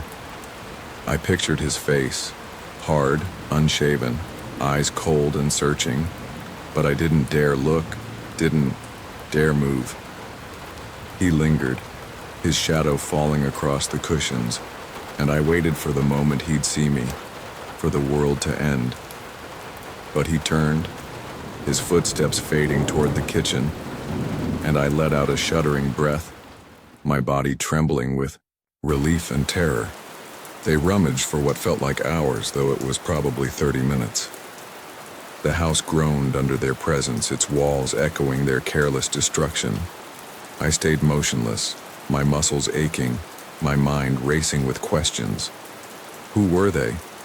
Why my house? Had they been watching, waiting for this moment? The thought was a knife twisting in my gut that this wasn't random, that I'd been chosen. Finally, their voices grew distant, their footsteps retreating. The front door opened, then closed, and the house fell silent again, the kind of silence that felt like a wound. I waited, counting my breaths, until I was sure they were gone. My phone was a lifeline, my fingers trembling as I dialed 911, my voice barely a whisper as I told the operator what had happened. The police arrived, their lights flashing through the windows, painting the walls red and blue. They searched the house, their boots heavy on the stairs, but found no one. The men were ghosts, leaving only chaos in their wake. Drawers hung open, their contents scattered. My laptop was gone, along with a watch my dad had given me. The cops took my statement, their faces grim but unsurprised. A neighbor, they said, had seen two men watching my house over the past week, their car idling in the shadows. They'd known I lived alone, seen my car was gone, thought the house was empty. My mistake, leaving the door unlocked, had invited them in, but their planning, their patience was what chilled me most. They'd watched me, studied me, and I hadn't seen a thing. I couldn't stay in the house that night or the next. The memory of those footsteps, their casual voices, was a shadow that clung to me, a nightmare that blurred the line between sleep and waking. I kept seeing the streak of moonlight, the door ajar, the moment I realized I wasn't alone. What if they'd found me? The question was a weight pressing down on every quiet moment. The police said they only wanted to rob, but their ease, their laughter, felt like a promise of something worse. The house wasn't mine anymore. It was theirs, marked by their presence, their violation. I moved soon after, to a new place, new, locks, but the fear stayed. A ghost that followed me into every dark room. The house was too quiet, as if the walls themselves were holding their breath, waiting for something to break the stillness. I lived alone in a modest suburban home, a place of creaky floors and familiar shadows, with only my dog Hazel to keep me company. It was a crisp autumn evening, the kind where the air smells of fallen leaves and the world feels just a little too still. I'd come home from work exhausted, my body heavy as I sank into the couch with a bowl of chips and the TV flickering with some mindless show. Hazel, my loyal mutt with her soulful brown eyes, curled up nearby, her warmth a small comfort against the chill seeping through the windows. But that night something was wrong. Something was watching us, and Hazel knew it before I did. The living room was bathed in the TV's blue glow, casting long shadows that danced across the walls. I barely noticed the time slipping away, lost in the hum of routine. Around 9 p.m., Hazel stirred, her ears perking as she trotted to the back door. She scratched at it, her usual signal to go out, and I obliged, sliding the glass door open to let her into the fenced backyard. The yard was small, hemmed in by a wooden fence that sagged under years of neglect, but it was Hazel's kingdom. She'd sniff around, chase imaginary squirrels, and come back when she was ready. I left the door cracked, the cool air slipping in, and returned to my snacks, assuming she'd be fine as always. I was wrong. Minutes later, Hazel's barking shattered the quiet. It wasn't her playful yip at a passing cat. It was sharp, insistent, a warning that cut through the TV's drone. I muted the volume, my pulse quickening as her barks grew louder, more frantic, aimed at the far side of the fence where the woods began. What's out there? I thought, picturing a coyote or raccoon skulking in the shadows. I stepped outside, the cold biting my skin, and called her name. Hazel, come on! She stood rigid by the fence, her fur bristling, her eyes locked on something I couldn't see. The woods beyond were a wall of darkness, the trees swallowing any hint of moonlight. I called again, sharper this time, and she finally darted back, inside, her tail low. Back on the couch, I tried to shake the unease, but Hazel was different. She didn't curl up beside me, didn't nuzzle my hand for scratches. Instead, she perched on the edge of the couch, her body tense, her gaze fixed on the back door. I called her name softly, but she only glanced at me before returning to her vigil. She knows something I don't. The thought crept into my mind, unbidden, like a memory of a story my neighbor once told, about a night her dog had acted the same way, right before she found footprints in her garden. Someone was watching her house, she'd said, her voice trembling. I pushed the memory away, but it clung like damp air. I tried to focus on the TV, but Hazel's stare was a weight on my chest. Every few minutes I glanced at the door, half expecting to see a face pressed against the glass. Nothing. Just darkness. You're being paranoid, I told myself, but my body didn't believe it. My heart beat faster, my hands clammy as I clutched the remote. Hazel's ears twitched, her low growl barely audible but enough to make my skin crawl. What is she here? I stood, my legs shaky, and checked the door. It was locked, the yard empty. But the feeling lingered, heavy and suffocating like the air before a storm. By 10:30 I decided to call it a night. Hazel followed me upstairs, her nails clicking on the hardwood. My bedroom was small, with a single lamp casting a warm glow over the bed and a window that faced the backyard. I left the door cracked, as always, so Hazel could get to her food and water downstairs. She usually slept at the foot of my bed or on her doggy bed in the corner, but tonight, she hesitated, her eyes darting to the hallway. I climbed into bed, trying to ignore the knot in my stomach, and drifted into a restless sleep. I woke to darkness, my heart pounding before I knew why. The room was too quiet, the lamp's glow gone, leaving only the faint outline of furniture. I reached for Hazel, expecting her warmth, but the bed was empty. Where is she? I sat up, my breath shallow, and noticed the bedroom door, wide open far beyond the crack I'd left. My stomach dropped. Did I leave it like that? I strained to hear her familiar clicking nails, the sound of her lapping water, but the house was silent. Too silent. Something's wrong. I slid out of bed, my bare feet cold against the floor, and crept to the hallway. The darkness was thick, pressing against my skin like a living thing. Hazel, I whispered, my voice trembling. No response. My pulse thundered in my ears as I descended the stairs, each step creaking under my weight. The living room was a maze of shadows, the TV off, the air heavy with that same oppressive stillness. I checked Hazel's bowls, food and water untouched. She's here somewhere, I told myself, but the lie felt hollow. In the kitchen, my heart stopped. Hazel was crouched under the table, shivering, her eyes wide with terror. She didn't move when I called her, just stared at me, her body trembling like she'd seen a ghost. Then I saw it. The back door, wide open, the cold night air pouring. And I locked that door. I know I did. My mind raced, piecing together fragments of fear. The barking, Hazel's stare, the open bedroom door. Someone was in the house. The realization hit like ice water, freezing me in place. They're still here.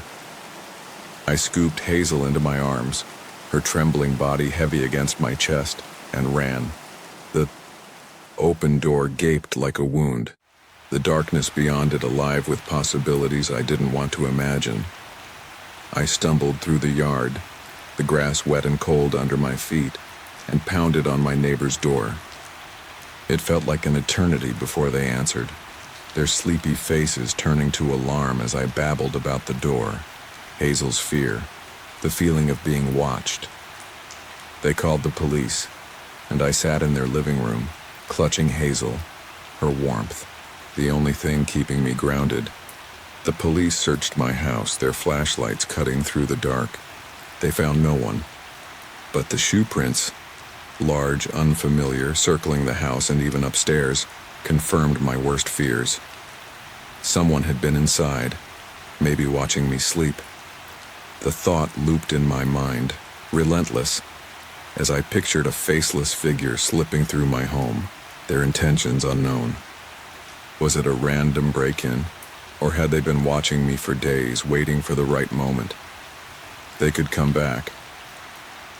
Years later, I still check every lock twice, still wake to Hazel's low growl in my dreams.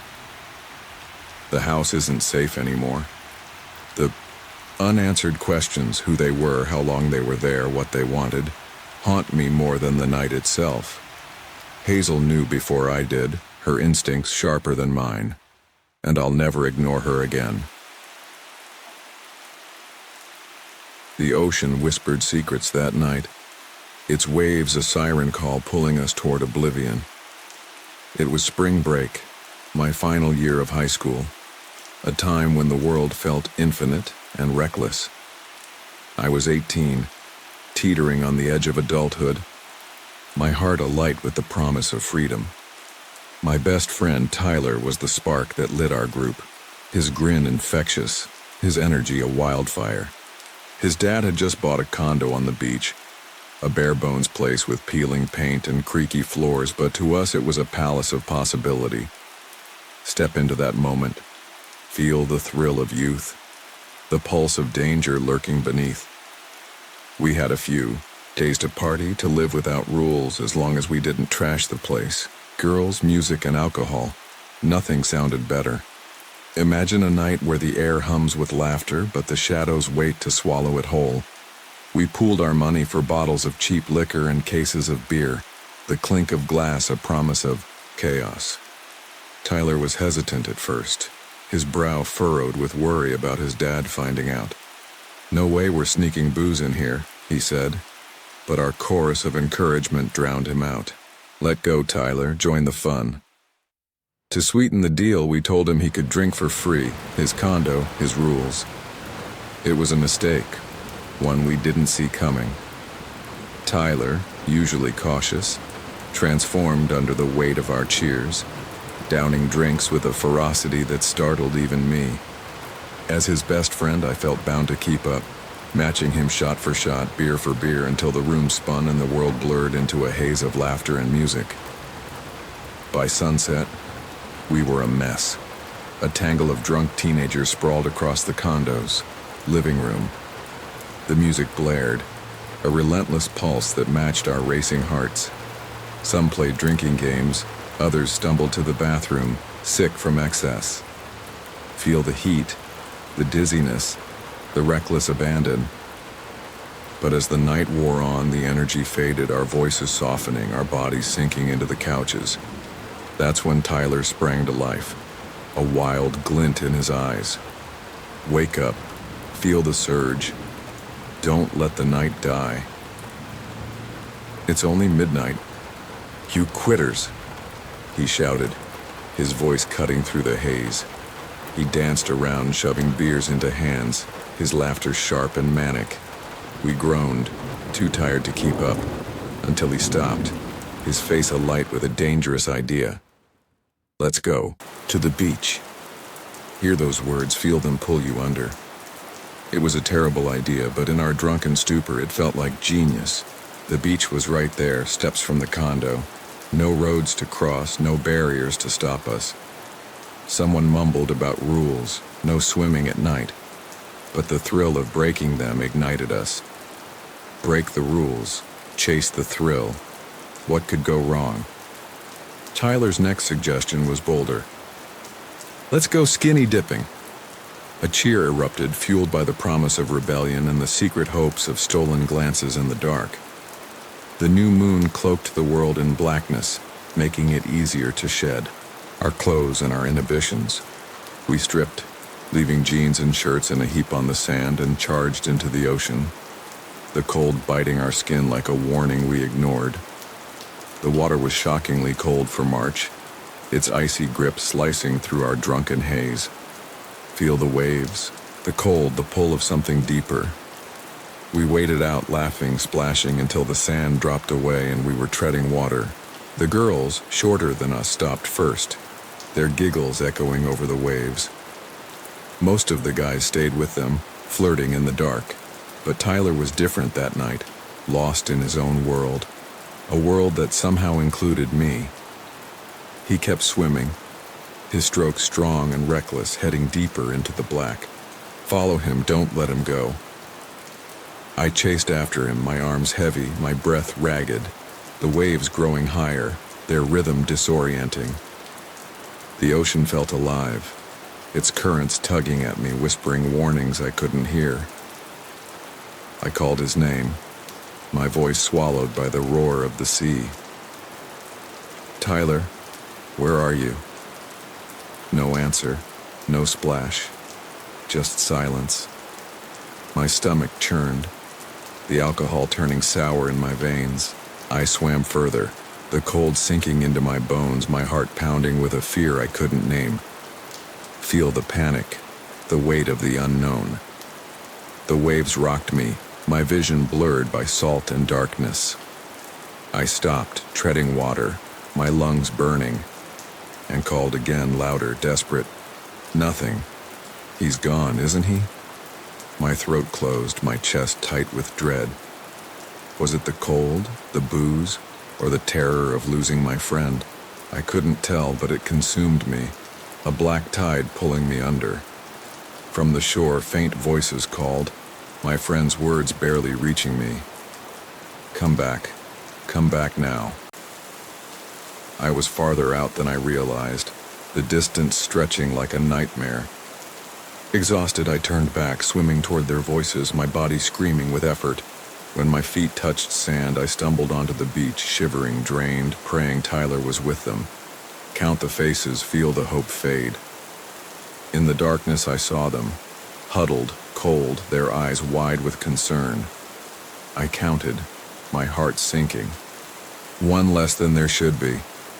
Where's Tyler? I asked, my voice breaking. They exchanged glances, their silence a blade. We thought he was with you, one said, and the world tilted. Run to the clothes, cling to hope, but know the PE. Truth. We scrambled to the pile, pulling on our damp shirts and jeans, my hands shaking as I searched for Tyler's trunks. They were there, crumpled in the sand, a cruel confirmation. I turned to the ocean, ready to dive back in, but hands grabbed me, voices pleading. Wait for him, they said, but their words were hollow. We shone phone flashlights into the abyss, beams slicing through the dark, calling his name until our throats were raw. Tyler, come back, please. The sea gave nothing, back its waves mocking our desperation. After what felt like hours, someone called 911, our voices trembling as we explained. The cops arrived, their questions sharp but kind, assuring us they'd search at dawn. Wait for dawn, but will it bring answers? We stood there, a shivering, broken mess, the night stretching endlessly. Then it happened, a shape in the water caught in the faint glow of our lights. See it, feel the dread, know what's coming. Tyler's body washed ashore, pale and still, the ocean's final word. The world stopped, the air thick with grief and guilt. You let him go, didn't you? We'd been so reckless, so blind, thinking the night was ours to conquer. The sea had other plans, its depths a grave we couldn't foresee. Feel the weight, the loss, the shadow that never leaves. That night haunts me, a memory etched in salt and sorrow. Every wave you hear, every dark shore you see carries his name. I see Tyler's grin, hear his shout to go to the beach, feel the cold water pulling us apart. What's out there in the dark waiting for you? The condo, the party, the laughter, they're gone, replaced by the silence of a friend lost too, the tide. You're safe now, but are you? I still avoid the beach at night, still hear the waves in my dreams, still wonder if I could have saved him. The woods whispered secrets through their tangled branches, their shadows curling like fingers around the edges of my vision. It was my last semester of high school, a sunny afternoon in 2017, the air thick with the buzz of the girls' varsity basketball team making the playoffs for the first time. The school was alive with excitement, the hallways buzzing with plans for the pep rally, but I wanted no part of it. The noise, the crowd, the forced cheer, it felt like a cage I needed to escape. My two friends, both a grade below me, shared my restlessness. We were in theater tech together, a class I'd picked for an easy fine arts credit, and we hatched a plan to skip the rally, slip out to the nearby Taco Bell, and savor a moment of freedom. But the woods had other plans, waiting to pull us into a nightmare I'd never forget. The school's parking lot was a trap, patrolled by administrators and security guards ready to snag anyone trying to ditch. We knew the nature trail on campus was our best shot, a winding path through dense trees that led to the back of the lot, hidden from prying eyes.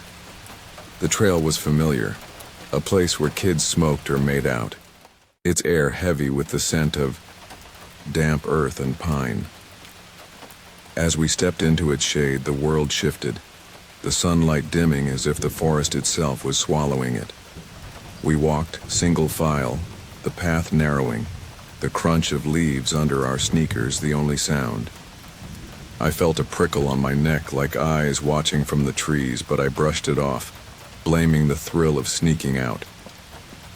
Then we saw him, a skinny figure stumbling toward us, his silhouette wrong, like a ghost pulled from a dream.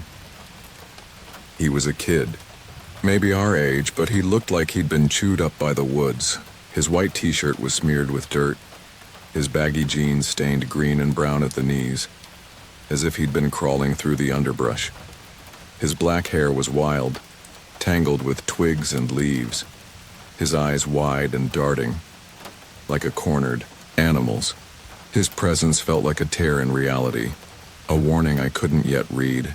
My friends, more social than me, nodded at him, recognizing him as an acquaintance from their grade. "Hey," they said, their voices casual but tight. I stayed quiet, my gaze fixed on him, unease curling in my gut. He was breathing hard, his chest heaving, his eyes scanning us like we were threats or prey. "What are you guys doing here?" he asked, his voice sharp, almost accusing. We told him we were skipping the rally, heading to our cars. He didn't smile, didn't relax, just kept looking around, his hands twitching at his sides. The air felt heavier now, the trees closing in, their branches like bars. One of my friends, trying to lighten the mood, asked, "What about you? Camping out here?" I forced a laugh, but it died in my throat when he didn't respond, his eyes narrowing. He was hiding something, and the forest knew it. He said he'd been dropped off at school that morning, supposed to catch a bus to the alternative school for suspended kids, but he'd ditched, hiding in the trail all day. His clothes, the plain t-shirt, the baggy jeans, made sense now. They were the uniform of that place, a mark of shame. But his story didn't explain the fear in his eyes, the way he kept glancing over his shoulder, as if something was chasing him. "Run," my mind whispered, a command I didn't yet understand. We nodded, trying to keep things light, but the air was thick with tension. We said we had to go, our cars waiting, but he perked up at the word cars, his eyes glinting with something new, hunger maybe, or desperation. "Can you give me a ride?" he asked, stepping closer, his voice softer but insistent. My friends stammered excuses. We didn't know him well. Our cars were full, but he wasn't listening. His gaze locked onto mine, and I felt it, a cold weight, like he was measuring me. "People are gonna start looking for me soon," he said, his voice low, urgent. "I'm in trouble." The words were a hook, pulling me into his world, but I wanted out. Then it happened. His hand moved to his waistband, and he pulled out a handgun, its metal catching the dappled sunlight through the trees. My stomach dropped, the world narrowing to that single point of steel. This wasn't a prank, wasn't a game. This was real, and we were in it. "I took this," he said, his voice flat, pointing toward the megachurch's parking lot that backed up to the school. "Broke into a car at a fellowship." My heart pounded, my vision blurring at the edges as he stood there, the gun loose in his hand, his eyes meeting each of ours in turn. The forest was silent, but it was watching, its shadows holding their breath. One of my friends, the cautious one, spoke carefully, his voice trembling. "You should ditch it, man. Just take off." I nodded, my throat dry, and added, "We won't tell anyone, but we gotta go." He stared at us, his eyes unblinking, the gun steady in his hand. The moment stretched, eternal, the air thick with the smell of moss and fear. My other friend, the hothead, broke the silence, his voice sharp. "Yeah, and it's best we're not around if they start looking for you." The kid's eyes narrowed, a flash of anger crossing his face, and I felt the world tilt, the gun a promise of endings. He asked again, his voice harder now, almost a command. "Take me home." My heart screamed to run, to fight, to do anything but stand here, but my body was frozen. I blurted out, "I'm good, man," my voice shaking but firm. The words were a defiance, a line drawn in the dirt. My friends exchanged a glance, a silent agreement, and we started to move, the hothead leading, his steps brisk. We didn't walk, we ran, our sneakers pounding the trail, branches snagging at our clothes. I glanced back once, 50 steps away, and saw him still standing there, the gun back in his waistband, his eyes locked on us. Unreadable. The forest seemed to lean in, its shadows twisting, urging us to keep going. We sprinted toward the parking lot, our breaths ragged, the world a blur of green and brown. Police were everywhere when we emerged, their radios crackling, their faces grim. We'd stumbled into something bigger, something we didn't understand. They found the kid 10 minutes later, hiding deeper in the woods, the handgun still on him, a stolen shotgun nearby. His girlfriend had tipped them off, her texts frantic after he'd told her he was about to do something terrible, to hurt kids at the school, to make his name known. We were lucky, but the word felt hollow. The cops questioned us, their voices low, their eyes searching for answers we didn't have. We pieced it together later. He'd broken into a car at the church, stolen the guns, and hidden in the trail, his mind unraveling. The moment he pulled that gun was a door to a different ending, one we'd narrowly escaped. I kept replaying it, the way his eyes had locked onto mine, the weight of the gun in his hand, the forest's silence like a witness to it all. What if we'd said yes, let him in the car? The question was a shadow following me home into my dreams. The trail wasn't just a path anymore, it was a place where reality bent, where a kid like me could stumble into a nightmare. I've never gone back, but the memory of his eyes, wild and desperate, is an anchor, a weight I carry in every quiet moment. The cafeteria's hum stopped dead, replaced by a voice on the intercom that turned my blood to ice. "Attention all students and staff. We are now on lockdown. This is not a drill." I was 16, just another kid finishing lunch in a noisy high school cafeteria, my tray still half full of soggy fries. The words hit like a physical force, silencing the chatter, freezing smiles into masks of fear.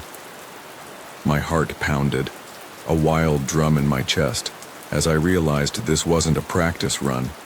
Something's wrong. Something's here. The air grew thick, heavy with the weight of unseen danger, and I knew I had to move. Now. The school was a sprawling maze of linoleum floors and faded lockers, A place I'd walked through 1,000 times without a second thought. But that day, it felt alien. The walls closing in as teachers ushered us toward the gymnasium and locker rooms. My classmates moved in a frantic herd, their whispers sharp with panic. I grabbed my backpack, my hands trembling, and followed, but my mind screamed to get out. You're not safe here. The memory of a story my older brother had told me flashed through my mind. A lockdown at his old school years ago, when a kid brought a knife and nearly stabbed a teacher. This is worse, I thought, my stomach twisting. This feels like death. The gymnasium was chaos. Kids shoving to fit into the locker rooms, their voices a jumble of fear and confusion. I couldn't breathe in there, couldn't stand the thought of being trapped. I have to get out. I spotted an open door leading to the soccer field, its green expanse a stark contrast to the stifling gym. Without thinking, I bolted, my sneakers slapping the floor as I burst into the cold afternoon air. The field stretched out before me, bordered by a thin line of woods, their shadows long and jagged. I fumbled for my phone, my fingers clumsy as I tried to call my mom. No signal. My chest tightened, the world blurring at the edges. You're alone. I crouched near the woods, my breath shallow, scanning the field for any sign of danger. That's when I heard it. A voice, low and sharp, cutting through the silence. What are you doing? I spun around, my heart lurching into my throat. It was Tanner, a kid I'd known vaguely through years of shared classes.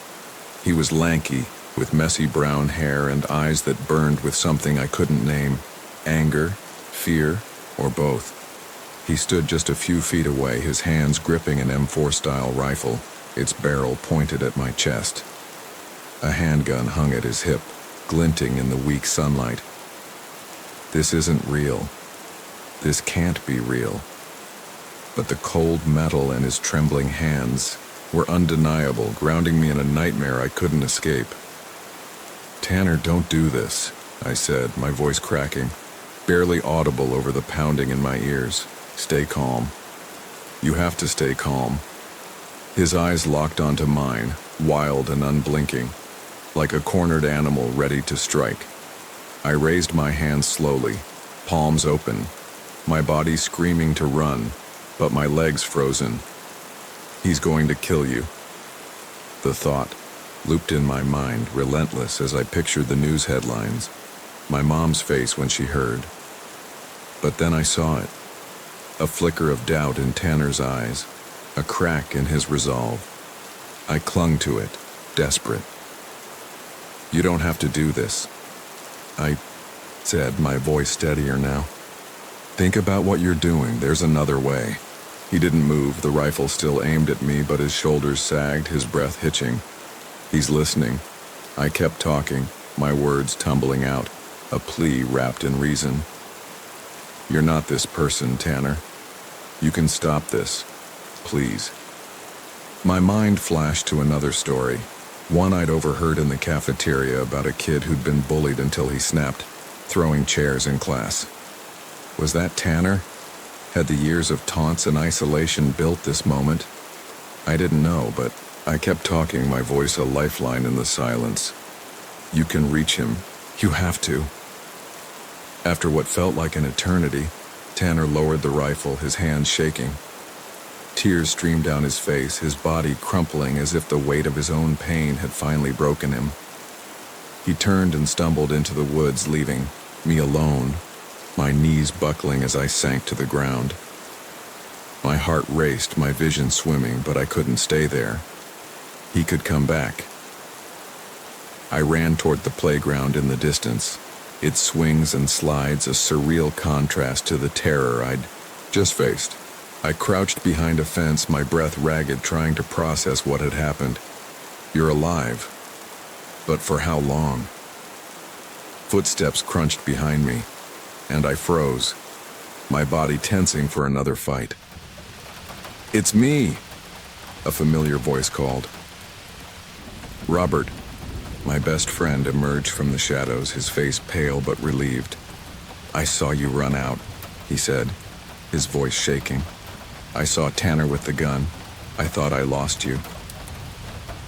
We huddled together, the cold seeping into our bones as we waited, listening for any sign of pursuit. The school was on lockdown, the air heavy with the promise of tragedy, but Tanner didn't hurt anyone that day. The police found him in the woods where he surrendered without a fight. He wanted the pain to end, I later learned, his life a mosaic of bullying and despair that had led him to that moment. Years later, the memory of Tanner's eyes, haunted, desperate, still wakes me at night. I was lucky, luckier than most. Some of my classmates weren't.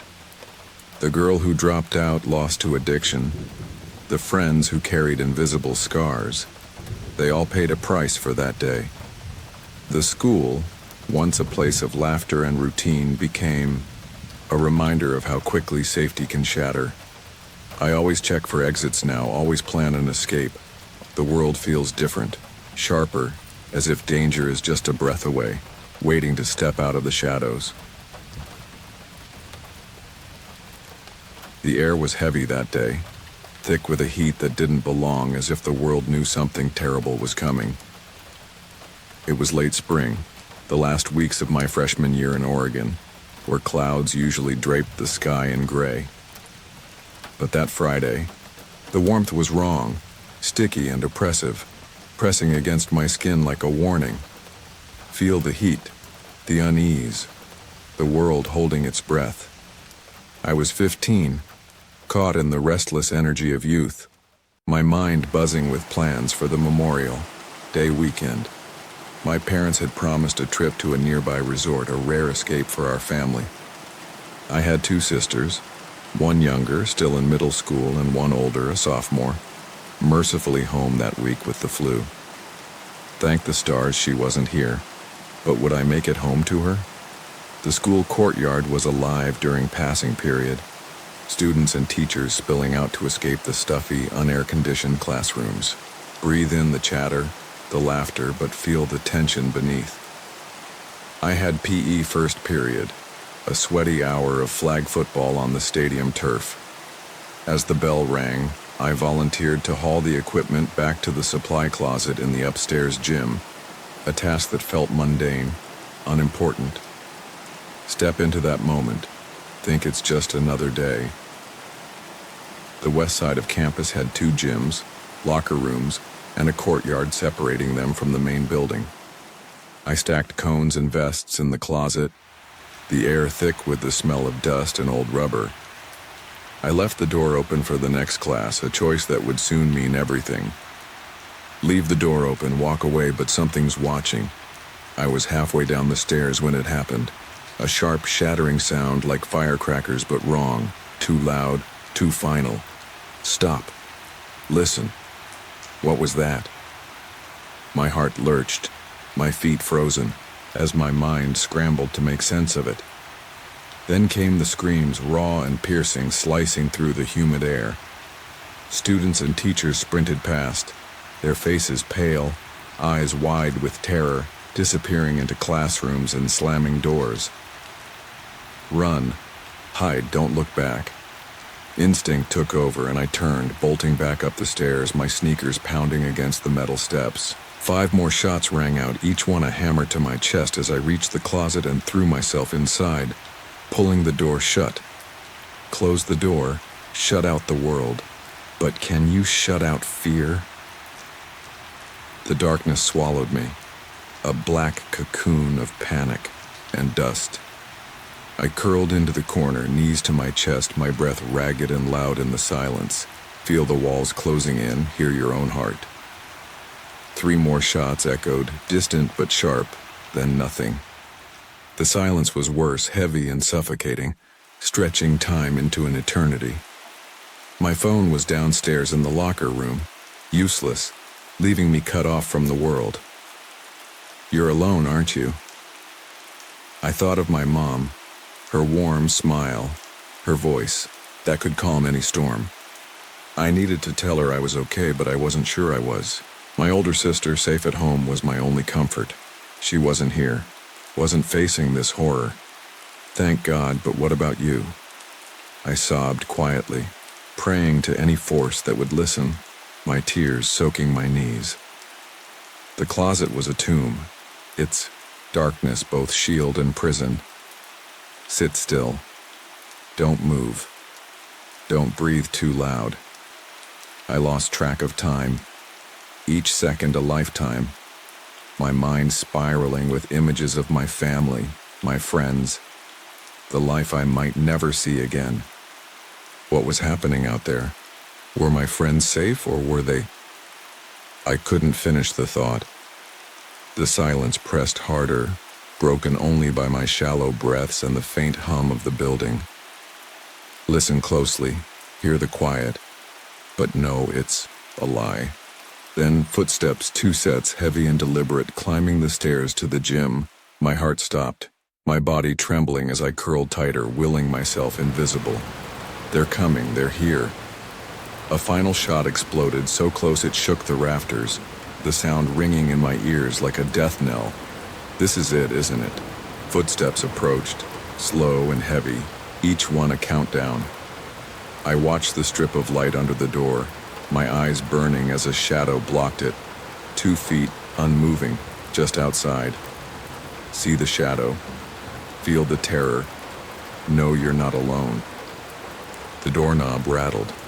A violent, desperate sound, and I choked back a sob. My mind screaming with images of my family. My sister's laugh.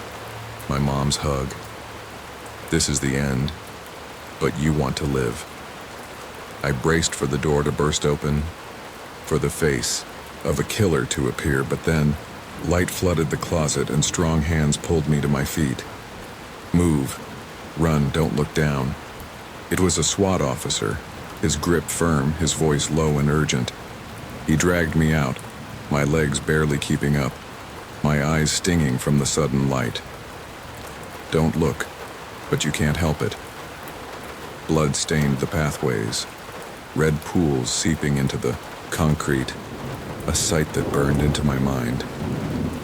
We ran through the courtyard past the chaos, the screams still echoing in my head. You're safe now, but are you? The officer didn't stop until we were outside, the humid air hitting me like a slap. I collapsed, gasping, my body shaking with relief and horror. Later, I learned the truth, pieced together from whispers and news reports. Hear the story, feel the weight. The shooter was a junior, a boy my sister knew, a loner with a temper that flared like wildfire. She'd seen him throw desks, rage at teachers, his eyes dark with something broken. That day he'd argued with another student in the courtyard, pulled a gun, and fired 3 shots, killing the boy. Chaos erupted and he turned on the crowd, taking the life of a language arts teacher before fleeing to the West Wing.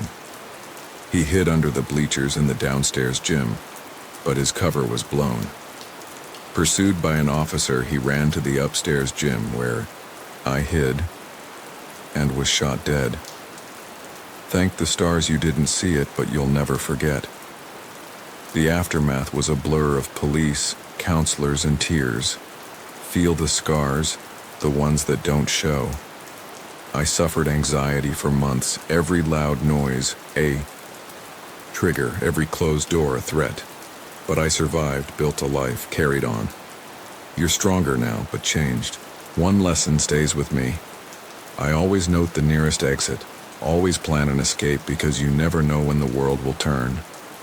Look around, see the exits, be ready. That day, that closet, that blood, they're part of me, a shadow that lingers in quiet moments. You're safe now, but for how long? The neon glow of the bar flickered like a dying heartbeat, casting green shadows across the pavement, as if the night itself was drunk on St. Patrick's Day. The air was thick with the smell of spilled beer and cigarette smoke, the laughter of strangers blending into a chaotic hum. I was deep in the haze of the night, my head swimming from too many drinks, my body loose but heavy as I leaned against a wall in our usual haunt, a local dive where my crowd of regulars felt like family. Allison was there, her laugh bright but fragile, a spark in the dark that drew eyes and trouble alike. She was small, her hair a mess of curls, her smile a magnet for anyone looking to take advantage. We all watched out for her, an unspoken pact, because nights like this turned predators bold. But the darkness had a face, and it was coming for her. Spring break had brought old friends back to town, filling the bar with familiar faces and stories we'd told 100 times. Allison was in her element, dancing between tables, her green shamrock headband glinting under the lights. She was alive, but vulnerable, her laughter a beacon in a sea of strangers. I was drunk, high, lost in a blackout between 2 and 3 a.m. But by 4 the fog cleared, my senses sharpening as the crowd thinned. Only me, Allison, our mutual friend, and the bar owner remained, lingering in the dim glow of closing time. The air felt heavy, like it was holding its breath, waiting for something to break. We stumbled outside around 5 a.m., the owner locking up behind us, leaving us in the empty parking lot. The cold bit at my knuckles, the asphalt slick with dew, the silence a stark contrast to the bar's chaos. Then he appeared. Josh, Allison's ex, his car rolling into the lot like a shadow come to life. My heart lurched, a warning I couldn't name. Josh was older, his eyes hard, his smile too sharp, a cocaine addict who'd never let Allison go. He'd been picking at the scab of their breakup for months, refusing to fade into the past. He hadn't been in the bar all night, hadn't shown his face until now when Allison was alone, vulnerable, ready to sleep in her car as she often did. His timing was a predator's, calculated, and it chilled me to the bone. Allison froze, her smile fading, her body shrinking as Josh stepped out, his jacket rustling in the quiet. "Hey," he said, his voice too smooth, too familiar. His eyes flicked over us, assessing, and I saw it. The glint of opportunity, knowing we were wasted, knowing he wasn't. He moved closer to Allison, his steps deliberate, his smile a mask. "Just wanted to see you," he said, reaching for her, his hand grazing her arm. She stepped back, her eyes wide, a deer caught in headlights. I moved toward the bar's back door, hoping to get the owner's attention, but it was locked, the lot empty, his car gone. We were alone, and Josh knew it. Our friend tried to diffuse things, making small talk, but Josh ignored him, his focus on Allison, his body language a demand.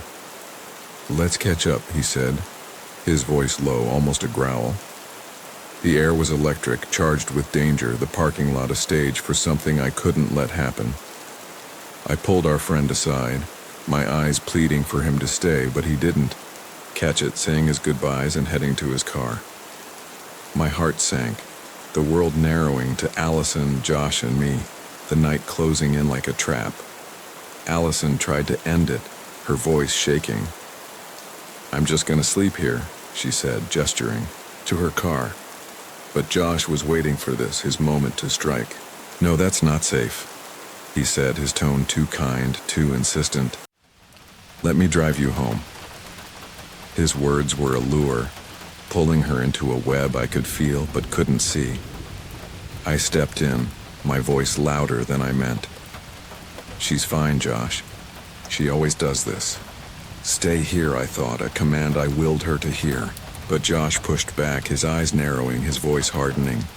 "Come on, Allison, don't be stupid." The word cut, and I saw her waver, her resolve crumbling under his pressure. She looked at me, her eyes pleading, but she nodded, climbing into his car, the door closing with a finality that twisted my gut. "Get in your car," my mind screamed, a command I couldn't ignore. I jumped into my own, my hands shaking as I turned the key, the engine roaring to life. They pulled out, and I followed, keeping distance but never losing sight. The road was empty, the streetlights casting long shadows that seemed to chase us. Josh should have turned right toward Allison's place, but he went left, the wrong way. His taillights a red warning in the dark. My blood ran cold, the truth hitting like a fist. He wasn't taking her home. I gave him a few seconds, then turned left, my heart pounding, my headlights dim to avoid notice. Follow him, I told myself, a vow I couldn't break. I ran 2 red lights, my foot heavy on the gas, fear drowning out reason. The road twisted through quiet neighborhoods, the houses dark, the world asleep. Josh turned into a side street and I lost sight of him for a moment, panic clawing at my chest. Had he seen me? Was he trying to lose me? I sped up, rounding the corner, my eyes scanning the dark. Then I saw it. His car, parked on the side, lights off, still and silent like a predator at rest. I pulled up in front, my engine idling, my breath shallow. "Get out," my mind urged, and I obeyed, stepping into the cold, my boots soft on the asphalt.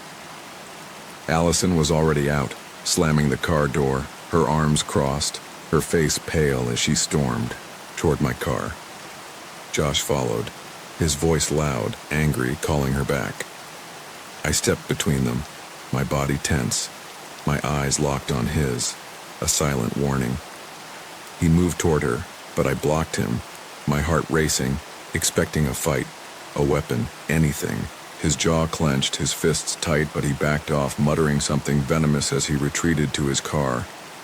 I ran to my car, Allison already in the passenger seat, curled into a ball, her face hidden. "Drive," I told myself, and I did, speeding away, the streetlights blurring into streaks. I tried to talk to her, my voice shaking, asking if we should call the police, but she shook her head, her silence a wall. The memory of Josh's eyes, hard and unyielding, was a shadow that clung to me. We passed the bar and she spoke, her voice barely audible, asking to sleep in her car, not go home. I pulled into the lot, helped her in, made sure it was locked, then sat in my own car, watching over her until sunrise. The first cars pulling in as the world woke. The night felt like a dream, a place where reality bent, where danger wore a familiar face. The next day, Allison was back at the bar, her smile forced, her eyes avoiding mine. I asked again about the police, and she said no, but her words cut deep. "Only because you got there when I did." My heart sank, the weight of what could have happened pressing down. Josh was gone, shunned by our group, but his shadow lingered, a reminder of how close we'd come to something worse. I told her to share it with close friends, and she agreed, but the fear stayed, a ghost in every quiet moment. The parking lot wasn't just a place anymore.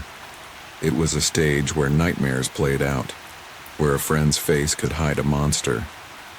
I still see Josh's car in my dreams, its taillights fading into the dark, and I wonder what he planned, what stopped him, and what might have happened if I hadn't followed.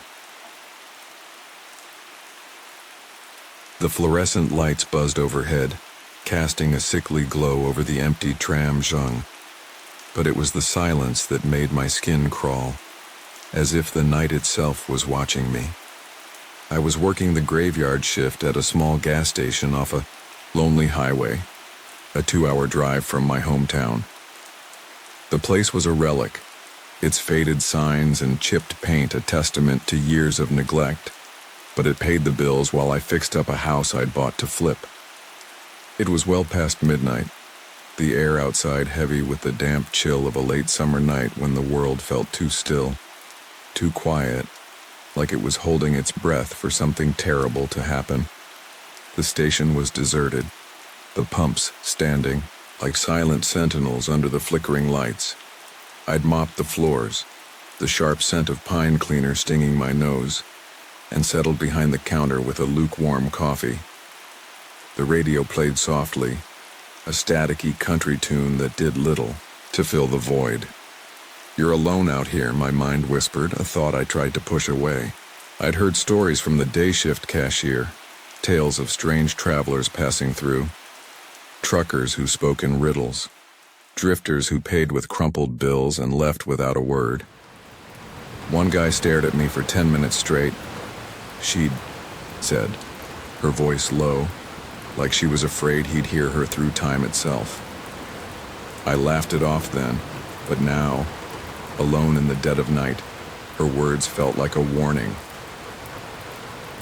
At around 1 a.m., headlights pierced the darkness, slow and deliberate, like a predator circling its prey. A black sedan pulled into the lot, its lack of license plates making my stomach twist. Who drives a car like that? The vehicle crept around the front, then vanished to the side of the building out of sight. I leaned forward, my heart ticking, faster, straining to hear the engine or footsteps.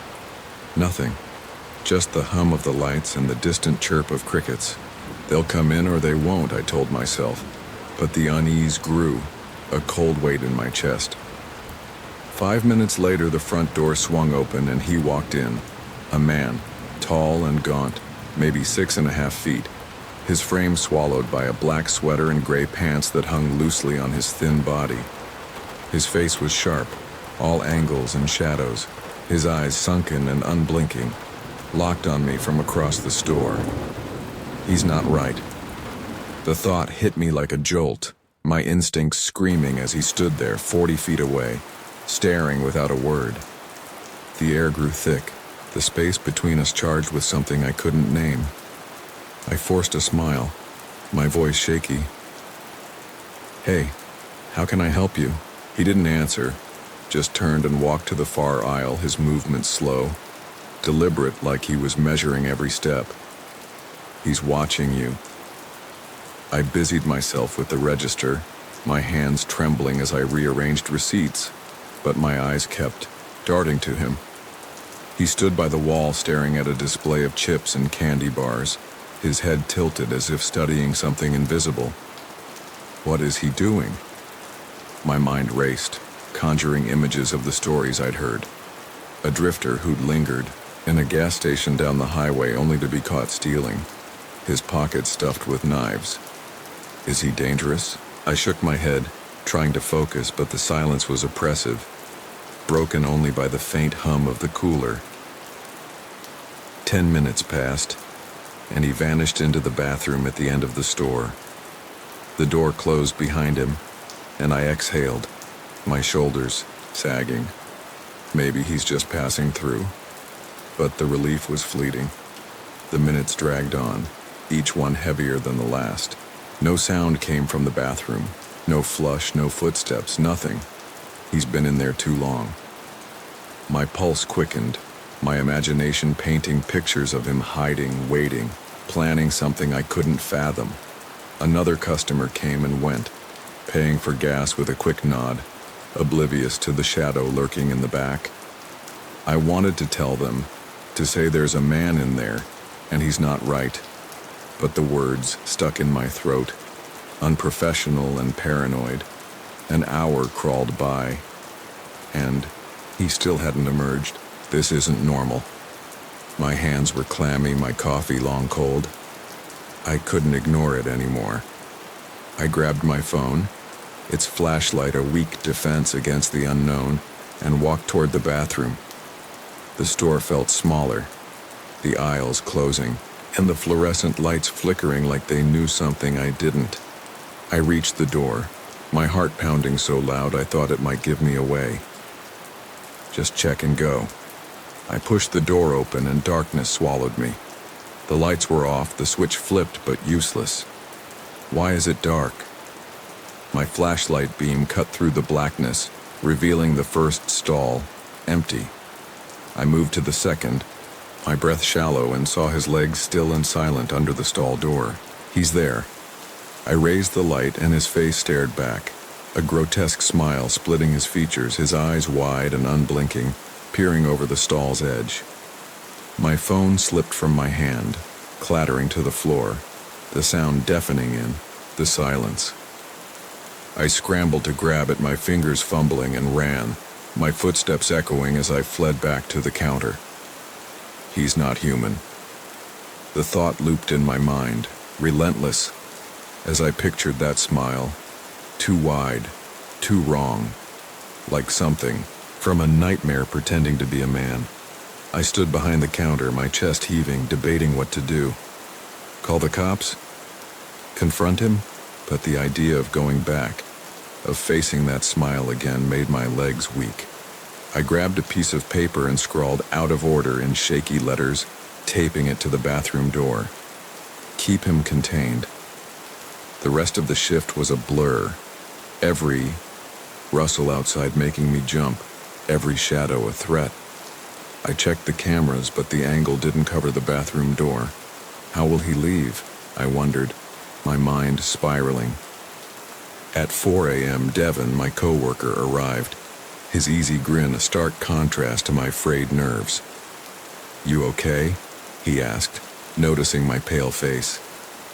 I spilled the story, my words tripping over each other as I described the man, the darkness, the smile. He's still in there. We armed ourselves with flashlights and approached the bathroom together, the door creaking as we pushed it open. The lights were still off, the air stale and heavy. Our beams swept the stalls, empty. Not a trace of him, no footsteps, no sign he'd ever been there. He's gone. My stomach churned, the impossibility of it sinking in. The cameras hadn't caught him leaving. The side door was locked, the windows too small. Where did he go? Devin clapped my shoulder, trying to laugh it off, but his eyes betrayed the same unease I felt. He was here. I saw him. Years later, that smile haunts me, a shadow that lingers in every dark corner. Was he real, or something else? The tram shung, once just a job, became a place I could never feel safe in again. I check locks obsessively now, my eyes scanning for figures that don't belong. He could still be out there, watching, smiling. The world felt too quiet that day, as if it held its breath waiting for something to break. 2 years ago, my life was a rhythm of routine. Work, home, the hum of a small town where nothing ever happened. My car, a reliable companion, started, betraying me, its tires worn thin from countless miles. Feel the grind, the slow unraveling of safety. I needed replacements, but money was tight, so I scoured for deals. One afternoon, I found myself at the Walmart near my house, a sprawling maze of fluorescent lights and crowded aisles. Wandering to a forgotten corner, I stumbled upon their auto center, tucked away like a secret no one cared to keep. Step into that space. See the dust. Sense the emptiness. The auto center was eerily still, its counters bare, the air heavy with the scent of rubber and neglect. Look around, feel the silence. Know you're not alone. No one was there, no customers, no staff, just rows of tires and faded posters curling at the edges. I approached the desk, hoping to find a price list, but it was empty, the kind of empty that feels deliberate, like a stage set for something unseen. I scanned the tire displays, their details blurring under the harsh lights, and decided it wasn't worth the wait. Leave now, walk away, but something's watching. As I turned to go, a chill brushed my neck, a fleeting sense of eyes on me, but the center was deserted. I shook it off, blaming the stale air, and headed home. The next evening, after a long shift, I checked my mailbox, the metal cold against my fingers. Open the box, see what waits. Among the bills was a postcard, glossy and bright, advertising the Walmart Auto Center. Great deals on tires, it proclaimed, with a photo of smiling mechanics I hadn't seen. Hold it. Feel its weight. Question its arrival. I chuckled at the coincidence. I'd just been there, but something about it felt off, like a note left by someone who knew too much. I tossed it on the kitchen counter and forgot it, the day's fatigue pulling me to bed. Sleep now, rest easy, but are you sure? The next day, another postcard arrived, identical to the first. See it again, feel the unease creep in. My smile faded, the coincidence turning sour. I threw it away, but the image lingered. The same bold text, the same fake smiles. By the third day, when another appeared, my stomach twisted. Count them. 1, 2, 3, too many. Day 4, another. Day 5, another. Each morning, the mailbox held that same glossy card, unaddressed, unmarked, as if it materialized from nowhere. They're not just flyers, are they? The repetition was no accident. Someone was sending a message, but who and why? I drove back to Walmart, a stack of postcards clutched in my hand, their edges biting into my palm. Go back, face the truth, find the source. The auto center was unchanged, still desolate, but this time a man stood behind the counter, his face lined, his eyes tired. I showed him the flyers, my voice unsteady as I explained. I keep getting these, every day. Why? Ask the question, hear the silence. He frowned, flipping through them, then pointed out something I'd missed. None had my name, no address, just blank spaces where details should be. He gestured to a stack of identical postcards on the counter. We don't mail these, he said. Hear his words, feel the chill, know what they mean. Someone was placing them in my mailbox day after day by hand. I drove home, my mind racing. The postcards scattered on the passenger seat like accusations. You're being watched, aren't you? That night, I barely slept. The house too quiet, the shadows too deep. I resolved to catch the culprit to end this game. For 2 days I watched the mailbox from my window but saw nothing, only more flyers appearing like clockwork. Wait, watch, feel the tension build. On the third morning, I woke early. The sky, still dark at 6 a.m., the air thick with pre-dawn hush. Look out, see the street, sense the movement. I stood by the window, coffee forgotten, my eyes scanning the empty road. Then a figure, a man, his silhouette lean, his jacket hood up, moved slowly down the sidewalk, his steps deliberate. Freeze. Watch him. Know he's the one. My breath caught as he neared my mailbox, his hand dipping into his pocket, pulling out a glossy card. He placed it inside, the motion practiced, almost ritualistic. He's done this before, hasn't he? As he turned, his head lifted, and our eyes met through the glass. Feel his gaze, see the void, know you're seen. Time stopped, my heart pounding, my body locked in place. Then he moved not away, but toward me, sprinting across the yard, his boots tearing at the grass. Run, hide, don't let him in. He reached the front door, his hands clawing at the handle, the lock holding firm. I stumbled back, my pulse a roar in my ears, watching his shadow retreat. He's gone. But is he? Relief was fleeting. Moments later, a faint rattle came from the back door, the sound of metal straining. He's still here, trying, waiting. My hands shook as I grabbed my phone, dialing 911, my voice a whisper as I explained. Someone's trying to break in, I said, the words tasting of fear. Stay calm, stay safe, but can you? I started toward my bedroom, seeking refuge, but a crash stopped me. Glass shattering, sharp and final, somewhere in the house. Hear it. Feel the world break. Know he's inside. I veered to the bathroom, locking the door, my back pressed against the cold tile.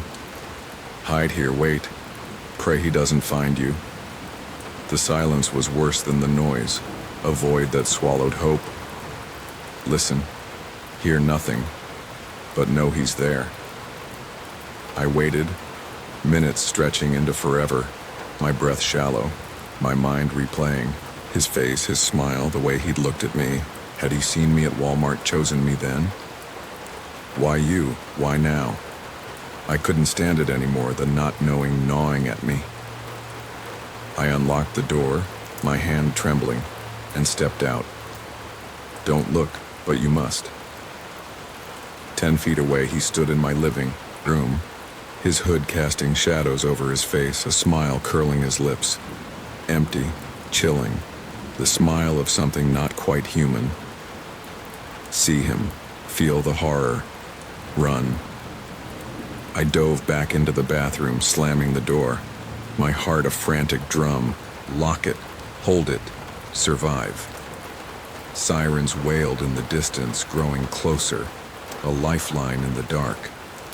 The man didn't follow, didn't try the door, but his presence lingered, a stain on the air. When the police arrived, they found no one, just a broken window, shards glinting on the floor, and an empty house.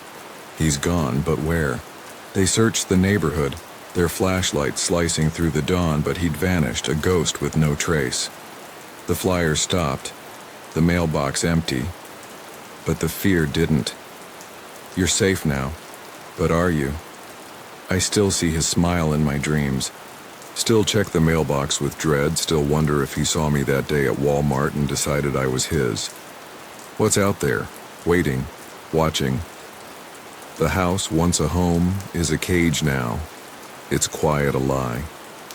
You lock the doors, but can you lock out fear?